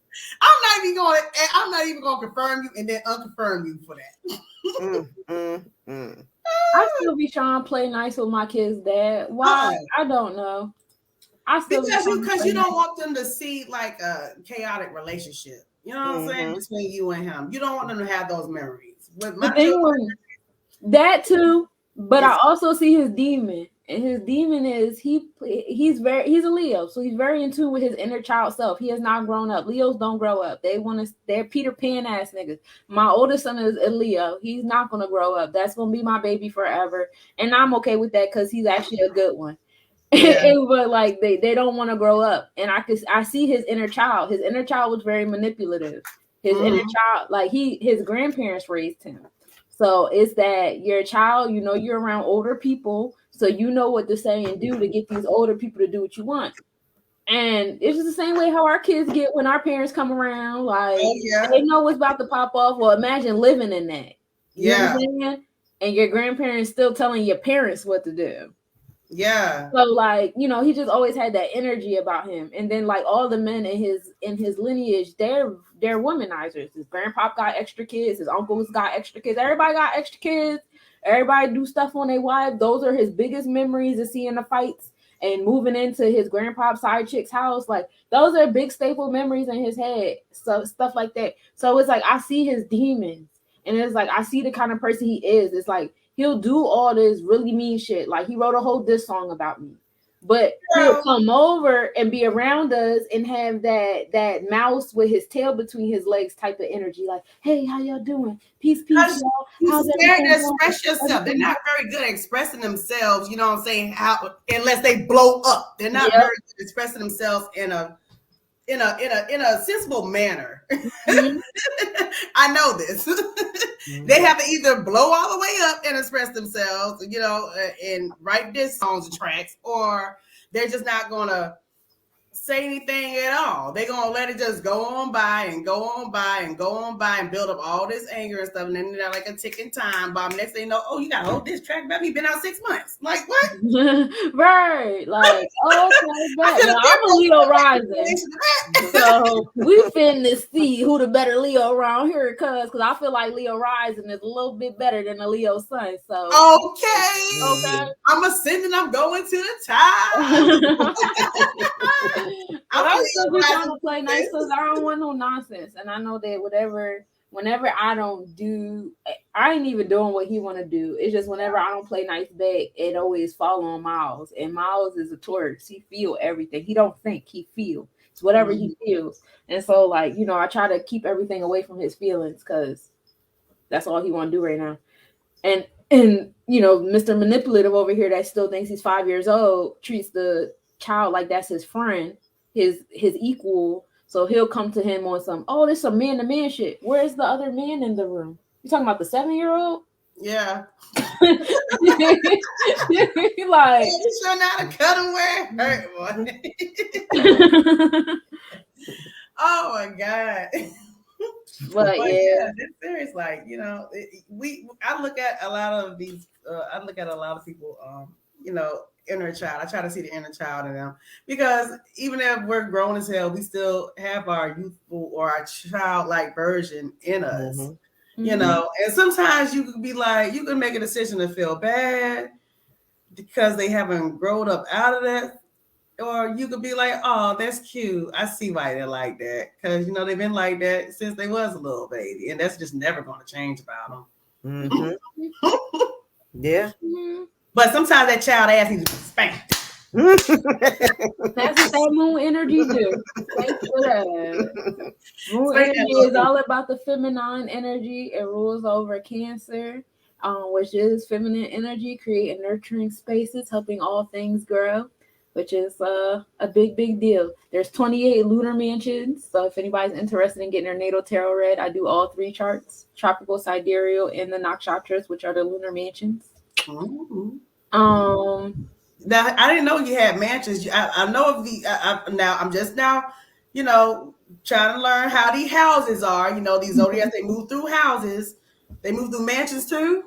I mean, think about the inside of a clock. Like everything is moving at the same time in different directions. So that's the same way like zodiac energies and constellations and all that stuff goes. The lunar mansions are essentially, you know, everything moves in a 365. So when you break the 365 down into 30-degree angles, it's really like the pathway of the moon divided into 30-degree angles. Interesting. That's pretty much it. I be trying to tune in more into the planetary forecast and everything, sis, because it'd be like a whole other language when you speaking this stuff. Some stuff I might like, yeah, okay, but then I was like, I need to write notes. I be doing recasts at the end of the evening when I remember and when I feel, right about doing it. I'll try to do like a recap and break it down in words. I'm really good at writing. I'm good at making videos too. I'm good at writing. I just know, like, in the space and time we live in, a space where like people's attention spans is being shortened to 5 seconds. And so people not really trying to watch long videos. People been stopped trying to read. So it's just like a weird space we in now. It's like, how do we communicate? wow. How do I communicate with y'all? I'm still trying to figure it out. But those who want to take the time out, they do be on the YouTube page. Even if you would just want to look at my older videos when I first started, when I was getting into it, just compare and contrast. Because I've been doing like actually recording myself doing planetary forecast for about 5 years now. So there's like 5 years worth of like video up there of where the planets are at. Ooh, you got volumes. Yeah. Little farmer's almanac up there. Yeah. Yeah, indeed. Well, we should tune more. I will learn a lot more though, the more and more we do these Virgo Virgin talks though, because with the new topics and everything of the day, you start off like that. Yeah. I'm very intrigued. I like those. Tara also owns a business. Not only is she a Virgo Sun Capricorn Moon, but she also runs a business. First of all, I need to go shopping. All right. This is where I get my summer clothes from. I've been up in her closet. I done got me some boots. I done got me some socks. I done got a few outfits. Shit. I'm trying to too, okay? Yes. Tara, why don't you tell the people that's watching a little bit about your business and what you do and what you be selling and stuff? Yes. My business is Lakeya Fashion Stylist for You. It's all about the concept of my business. Where I got my name from is from my niece.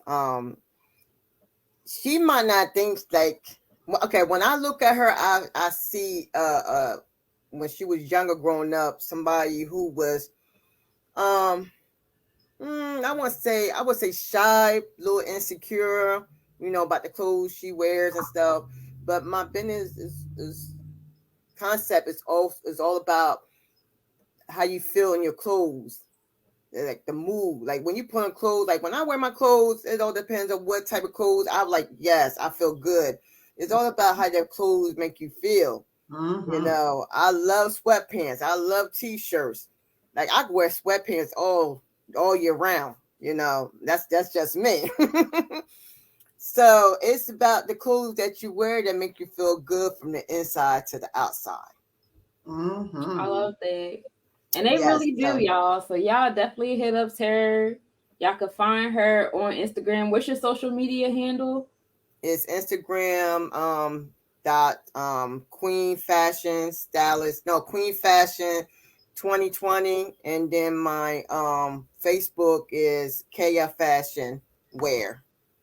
Kaya Fashion Wear? See, I didn't even know that. I got you on Instagram now. You got plenty of good styles on there because I'm like, dang. Yeah, like trying to find something. When you be posting up the new stuff, I'm like, ooh. Yeah, like most of my stuff is like my new stuff is not posted up on my website. Like I'm mostly posting on my Facebook and Instagram because I'm not really happy with my marketing technique right now with Wix and my other website.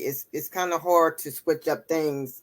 I'm trying to figure out where I can be able to move stuff around more better on my own than have to pay somebody else to do it. Oh, okay. I was just gonna say, there's some folks out there who'll do it for you. $3 an hour. Right. Mm-hmm. Yeah. So that's what I'm trying to do. So I'm trying to get myself to a better position where I could be, do things I'll my be own way. messing with Wix. All I need is the photographs and the prices. Oh, I like these Uggs you got up here. All I need is them the Uggs you got. That Yeah, I got the that's cute. velvet cake looking one. Yeah, girl. Girl, yeah, them is the truth. You hear me? I slide them bitches on all the time. Look, I was so happy that the weather was cool last night because I was like, yeah, I'm sliding on my Uggs. I know that's right. Hold on, I don't like tying. I don't like lacing up those shoestrings no more. No, me either, girl. Let's I was slide like, right on. slide things on. I think it's like after you have like 2-3 kids or whatever, just the sneaker thing, just slide them on. Like Exactly. do a little Velcro scraps too. That'll be fine. I'll take those, like little Spider-Man light ups. LA. I know that's right. Listen, I would gladly put on some light up sneakers in a minute. The little platform ones, when early Skechers, when they had the platform joints. I don't know these ones. I don't care. I had LA Gear. We had LA Gear, yeah. The little flower They ones. last so much. Oh my god. Yeah, when one shoe went out, your parents had to buy you another pair of shoes because you can't just be walking around with one damn shoe lighting up. Yeah, you got to get another pair, mama. Payless used to be my jam. That's like the only place where I could find shoes that fit my feet because I wear like an 11, 12-ish. You do? Yes. Yes, we're twinning with the foots. Oh, okay. Oh, so Tara got Uggs in my size. Yeah. See, I shy away from asking people about shoes. Oh, I feel you, but Tara quick to know. I'm asking, you got 11 of these? She's like, yeah. Oh, that's love. Yeah, and I also do crops too. Yeah, she got the Crocs too. Oh yeah, they official. They not. They official, yo. I'm coming around to the Crocs. I ain't there yet. Official. It took me a while to come around to Uggs, so I need a minute. I need an extra minute. Girl, when I seen those, I was like, yeah, I'm gonna slide my foots in them. I appreciate the love. I appreciate the support, yo, for real. Seriously. Oh yeah. Yeah, I definitely love what you sell and what you got going on. I be with it. Do you still do vending in the mall or where you be? No, right now I'm had to get back doing online. Like I had to take a step back with school and stuff. So I've been sending people to my website because it's so hard to manage, working, school, and other stuff at the same time. So Respect. yeah. Oh so yeah. Crazy. Yeah, you keep it busy. You know what I'm saying? You got that Capricorn, that Capricorn moon. So yeah, Right. I know, right? Yeah, you be always working. I'm always working. When my mom tells me, my mom like, girl. I'm like, Mom, I can't. And then I get frustrated when I can't keep up with stuff. It frustrates me. Oh yeah. See, my sister, she a Capricorn sun, so she always worked 2 jobs, honey. I've always known her to work 2 jobs. She used to work in the bank, then be cleaning up the bank. I'm like, Dad, sis, you ain't tired? Because I work good 8 hours, 10, 12 hours, you know what I'm saying? Like, I'm through for the day. Don't ask me nothing else. it be like that. I'm telling you, it be exhausting. Don't get me wrong, because my feet paying for it. Look, yeah, my feet's paying my foot like, chick, if you don't get off of me. Okay, yeah. I'm over here still begging myself for forgiveness for these like little unnecessary relationships I put myself in. So I don't ignore myself no more. If I don't want to work, I ain't fucking working. Like I'm over here still groveling, like, please forgive me. Yeah, I'm just sliding my foot in an Ugg right now because it kind of hurt. It kind of was sore. But that's bad though. Your body start hurting and stuff and working so hard. And, you got to take time out for yourself. You know what I'm saying? Pamper yourself or whatever. I had to learn to do that because I'll just keep going and going and going and going and going and going and going. Sometimes I'll be running off of no sleep, working 12-hour shift, and ain't slept in 48 hours. You know what I'm saying? Might have dozed off a little bit in between there, probably about an hour or two, but still ain't got full rest and just steady going.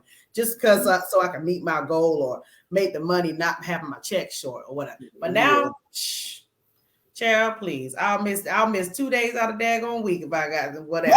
My business. But see, that's fine. I gotta work till Friday. Man, Friday too far away. It's Wednesday. You got it. Nah, I don't know. I might not come to this joint tomorrow. That's how I feel right now. Like, I don't care. Well, look, shit. I done made $300 a day off my business hell. I'm good, you know. look, I'm 45 years old and I'm tired of driving. I'm like people like I'm the 20. I got 4 years and 4 months left at this job. Yeah, like, bro, you was crazy. You're not gonna have the age. I don't care if guy got the wheel. I got the way because I gotta do for me. You know I know what I'm that's right. I can't live for everybody else. I gotta Yeah. live for me. yeah. And if God gonna take me to that far, I mean, if you know, if God get me to that point where He gonna allow me to retire, He gotta have something else. I mean, Yeah. I can't, you know, put my faith in men. No, I put my faith in God. Yep. Mhm. Because He's That's gonna where get me they to the need to next be point at. in my life where He wants me to go. So that's why I'm working to, you know, staying home. I want to be Mhm. home and work from home. That's why. That's That my right? goal. That right. You gotta put that faith in yourself too. Yeah. Mhm. Bring them lives back, and we gotta come together and get this fashion show popping. Oh, Cause you yeah. got some stuff. You got some stuff people want to wear. Cause they be wearing, looking at my clothes, and I be like, yeah, you got go to the website. Cause nah. Mhm. And get a different color, because if we show up at the same event, I'm gonna spill some shit on your shit. Don't do it to yourself. Yeah. You had a nice all white outfit that you had got from Tara, right? I like that Uh-huh. outfit. I said, yeah, that's nice. See, my thing would be all black. See, I would have gotten all black. So you wouldn't have to worry about me, sis. Don't steal them. I'll let you borrow one of my shoes to go got the big foots. How is it that you got big shoes, big feet, and you short? I don't know. I actually used to be the tallest for a minute. And then like after like 6th grade, well, my younger, it was weird because I was taller than my siblings that were older than me. But then when the siblings that were younger than me, or the cousins that were younger than me started growing up, they started getting taller than me. Like I stopped. Yeah, you just stop at a certain point. Yeah, You now I'm like that, shrinking. I used to be 5'7", now I'm 5'5", but my feet, they fit my body. Like they don't look crazy to me anyway. When I My wear sister- Pumas, they look crazy. I don't like Pumas. Oh, I love Pumas, honey. Ooh. They make my feet look long as hell. I like, nah, I'm good. Pumas, they I don't know what kind, I don't know what style they is, I forget, but they multicolor. I got the multicolor ones or whatever, and they kind of got like the little kind of, I don't know, they kind of look like a pair of Yeezy, like kind of feel like. I like Yeezys. They feel nice. Yeah, And then I be walking in my They dad. feel nice. He like Adidas, so like of course I like Adidas. Watching him throughout my life. They better massage my feet if I'm gonna pay They $500. do. They do. Even them ugly croc looking joints is like I've seen them. I'm like, walking on like Jesus water. yeah, Yeah, it's different. Like I could walk. I like to go to New York and walk around and live my best life for like 12 hours. That's what I like to do for fun. I could definitely foresee myself wearing them joints and being happy with life.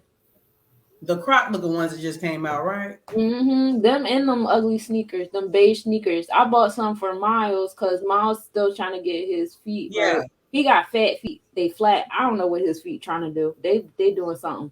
But we trying to get his foot in right. So I had bought them because the thing with Kanye is he actually studied feet before he made the shoe. So he studied the way people walk, where they put their pressure at, when they walk, you know, the different foot pressure. And he tried to make something that will mold to however way your feet walk. How your feet are formed, right? Yeah. Yeah, because Jordan damn sure ain't do that. He failed. Hell no. Jordan didn't want us to buy his shoes. He wanted to. It was for the white folks. That's why. Yeah, He you was should have gonna fucked come their wearing feet his up. stuff. He That's fuck fine. our feet up. That is fine because his feet is jacked, and you ain't about to have my feet jacked by walking in the daggone shoes. It's that seam across the toe area. I remember as a kid, I only had like one pair of Jordans, and I've never had a pair of Nike Airs. Some shit, I never liked them. They're so ugly to me. But the Jordans, there was this one seam that go across your toe. It used to stick me in my baby toe. I don't know why I remember this as a child. I used to just be in school with my pinky toe fucking hurting. Like, bro, I just want to take these dumbass sneakers off, but these are the sneakers that everybody are so happy that they bought for me. And I could not fucking stand them. Go give me my LA light ups. Okay, give my LA light up gears. I need back the New Balances, please. I never my owned feet a just fine. They Jordan. must have studied feet. Huh? I said I never owned a Jordan pair of sneakers. I don't see myself spending that type of money for them sneakers. That's the name. That's what you're paying for, the name. Yeah, you ain't missing nothing because they're not comfortable. They're not accommodating to your feet at all. They only accommodate probably his feet because I think he based it off how his foot is made. You know, I don't even like the way they look on me. It's certain ones that I do. It's certain ones that I like, but I've had it before, so I don't see myself just going out and buying another pair just because they change the color up on the whatever. You know what I'm saying? Some of them do look nice or whatever, but you know. That's usually what they do. They change like one stripe on there and be like, "Oh, these are 66s." Like, yeah. Back in '66, we first made this shoe. Now we bringing it back out and we're charging $400 for it.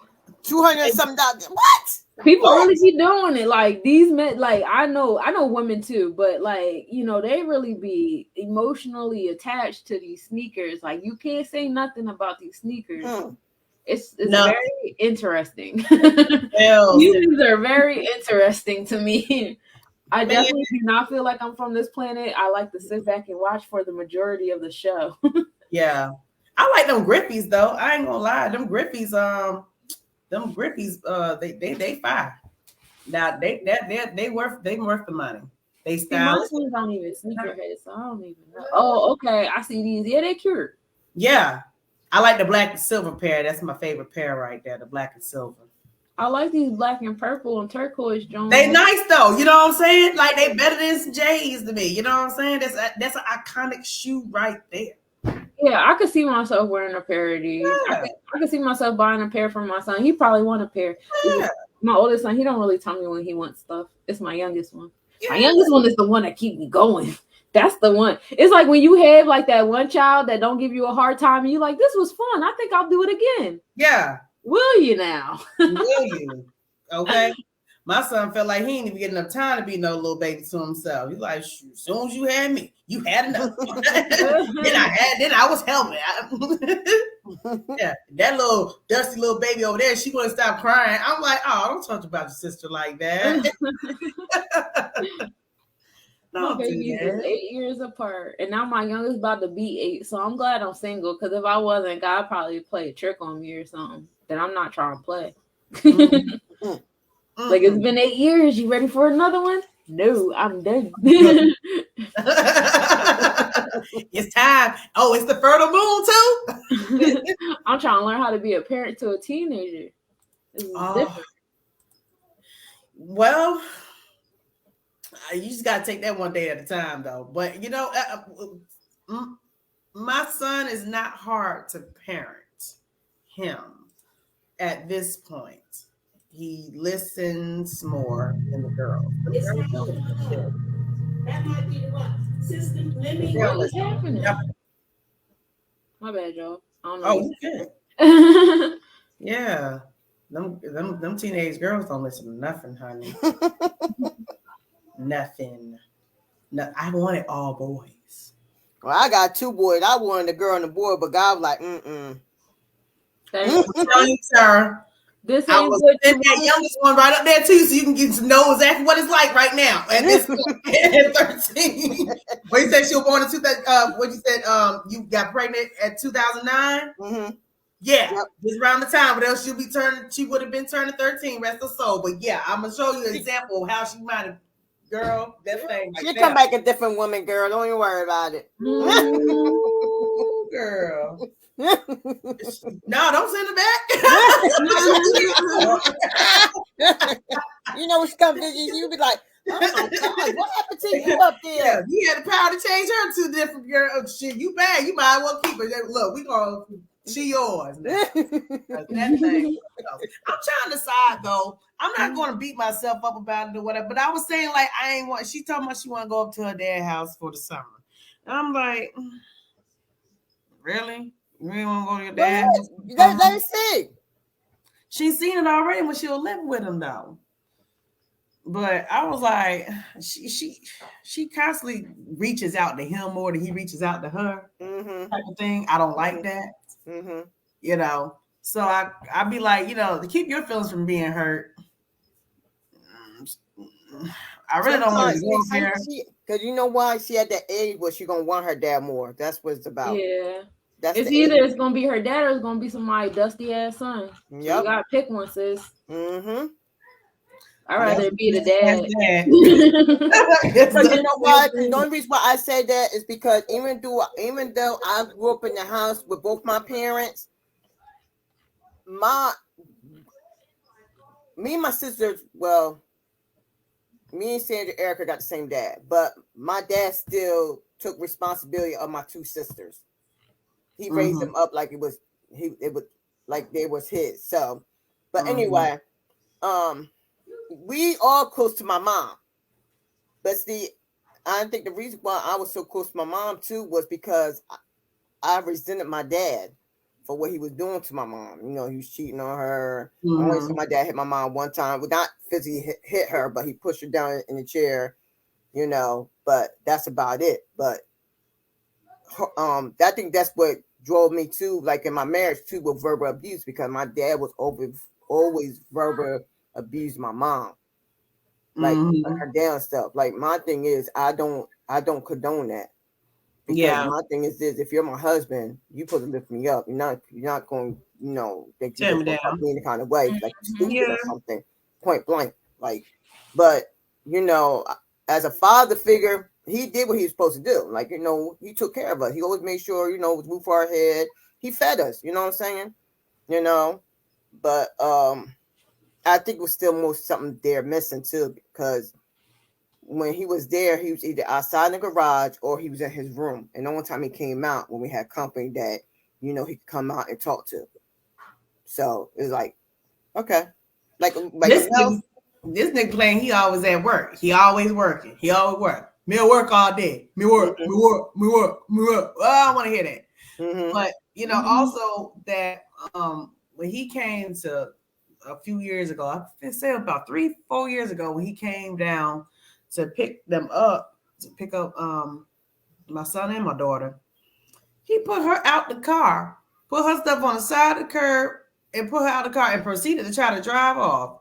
Oh no, that's not yeah. So I was like, I was like, she came back in the house. I was like, what's wrong? She was crying. She was like, Daddy said I can't go. I'm like, what?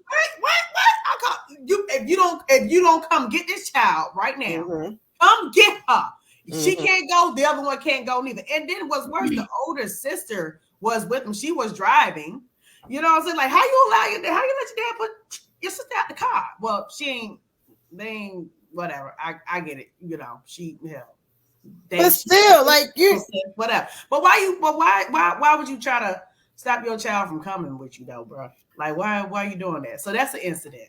Then another incident, you know what I'm saying, 2 years later, where I let them, they talk about how they wanted to go live with their daddy and all this, that, and third. I'm like, all right, you want to go live with your dad? All right, whatever. You know, I'm making an arrangement for it.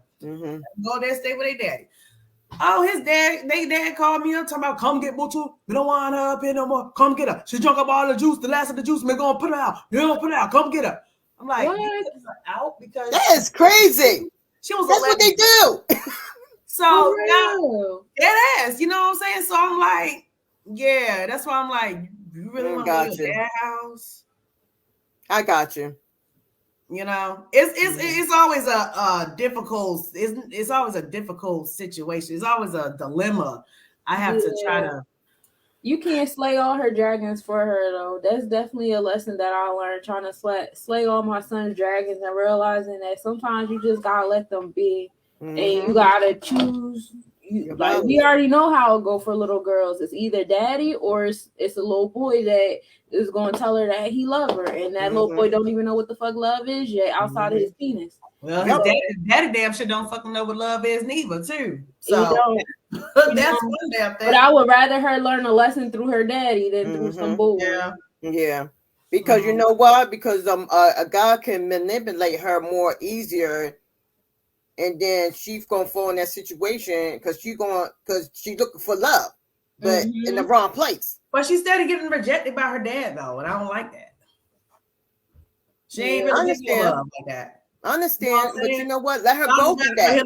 I'd rather for him to be absent than just goddamn. You try to always reach out and try to beg, you know, your dad to love you and shit, and rather Yeah. You know what I'm saying? That's how I'm feeling. Like you. That's what we would rather, but it's annoying as a parent to know that no matter what the other parent does, the kid is always gonna love them. But it's also a plus because we know that I dropped my son a couple times, and that boy still love me.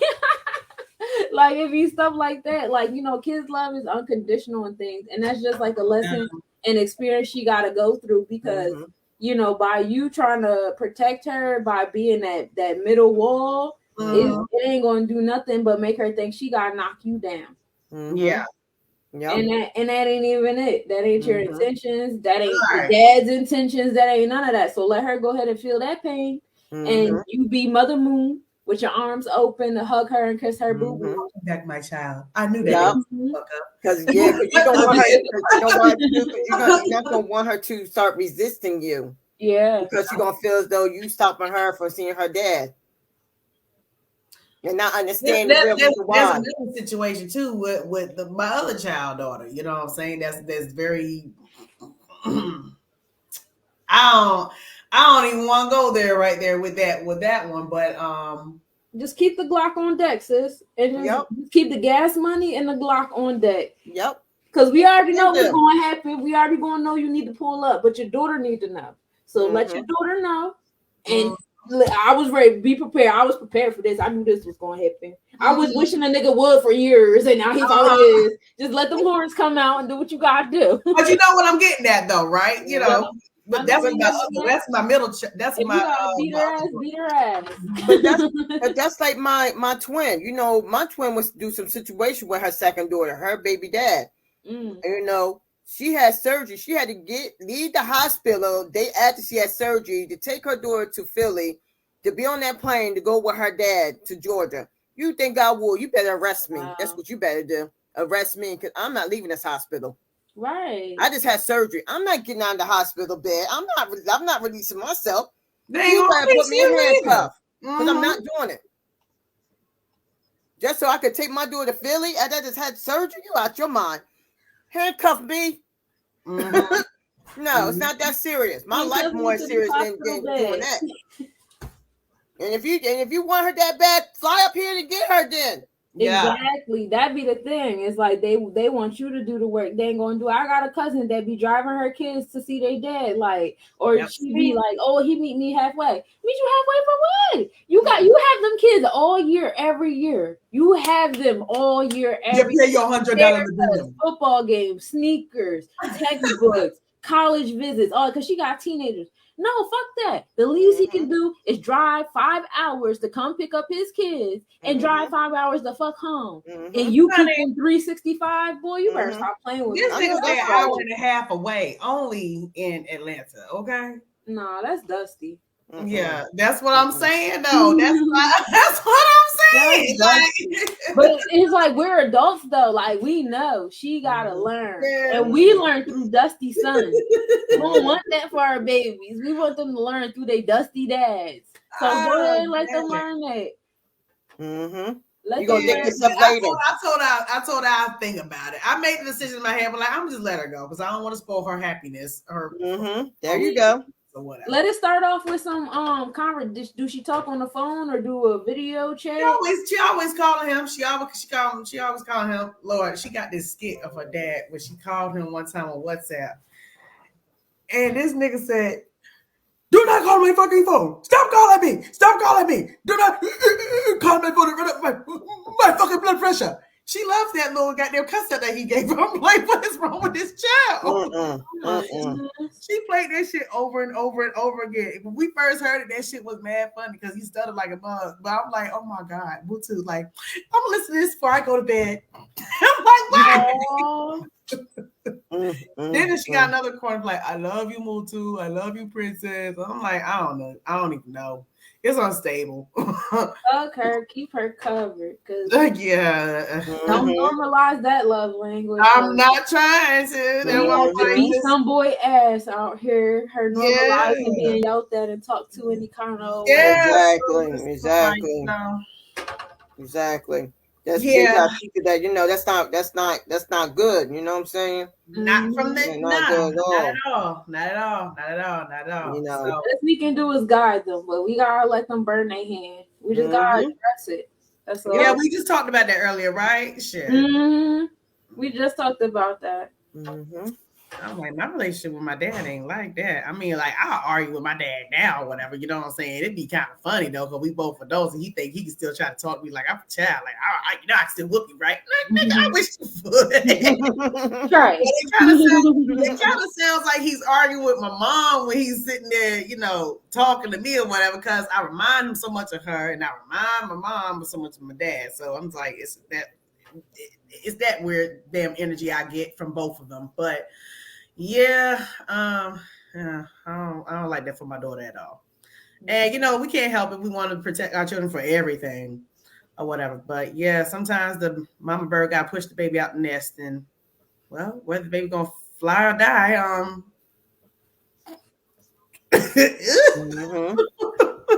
Because you know why too? Because she at the age where she can actually see, and hear for herself. Because she at the age where she's going to be able to start making a decision for herself. Like, is this the person I really want to be around? Like, do I accept my dad like this, or do I not accept my dad like this? Yeah, right. Because that's how my boys was. My boys looked at their dad, even though they was always seeing, they got to a certain age where like, oh wow, that's how my dad treated my mom. No, I don't approve of it. You know what I'm saying? Because they get the age where they're gonna start learning from themselves and becoming to their own person. So that's what she's gonna start becoming, her own person now. You know?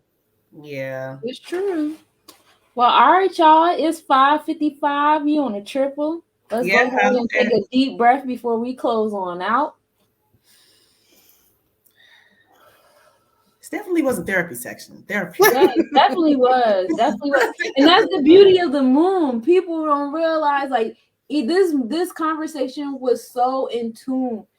Even though we didn't directly speak on the moon a lot, it was in tune in the fact that speaking on mother energy, which is what the moon brings, feminine energy, which is what the moon brings, and also speaking on, like, we spoke in such a comfortable manner, which is energy that the moon brings. Your moon sign energy is how you are when you're at your most comfortable self.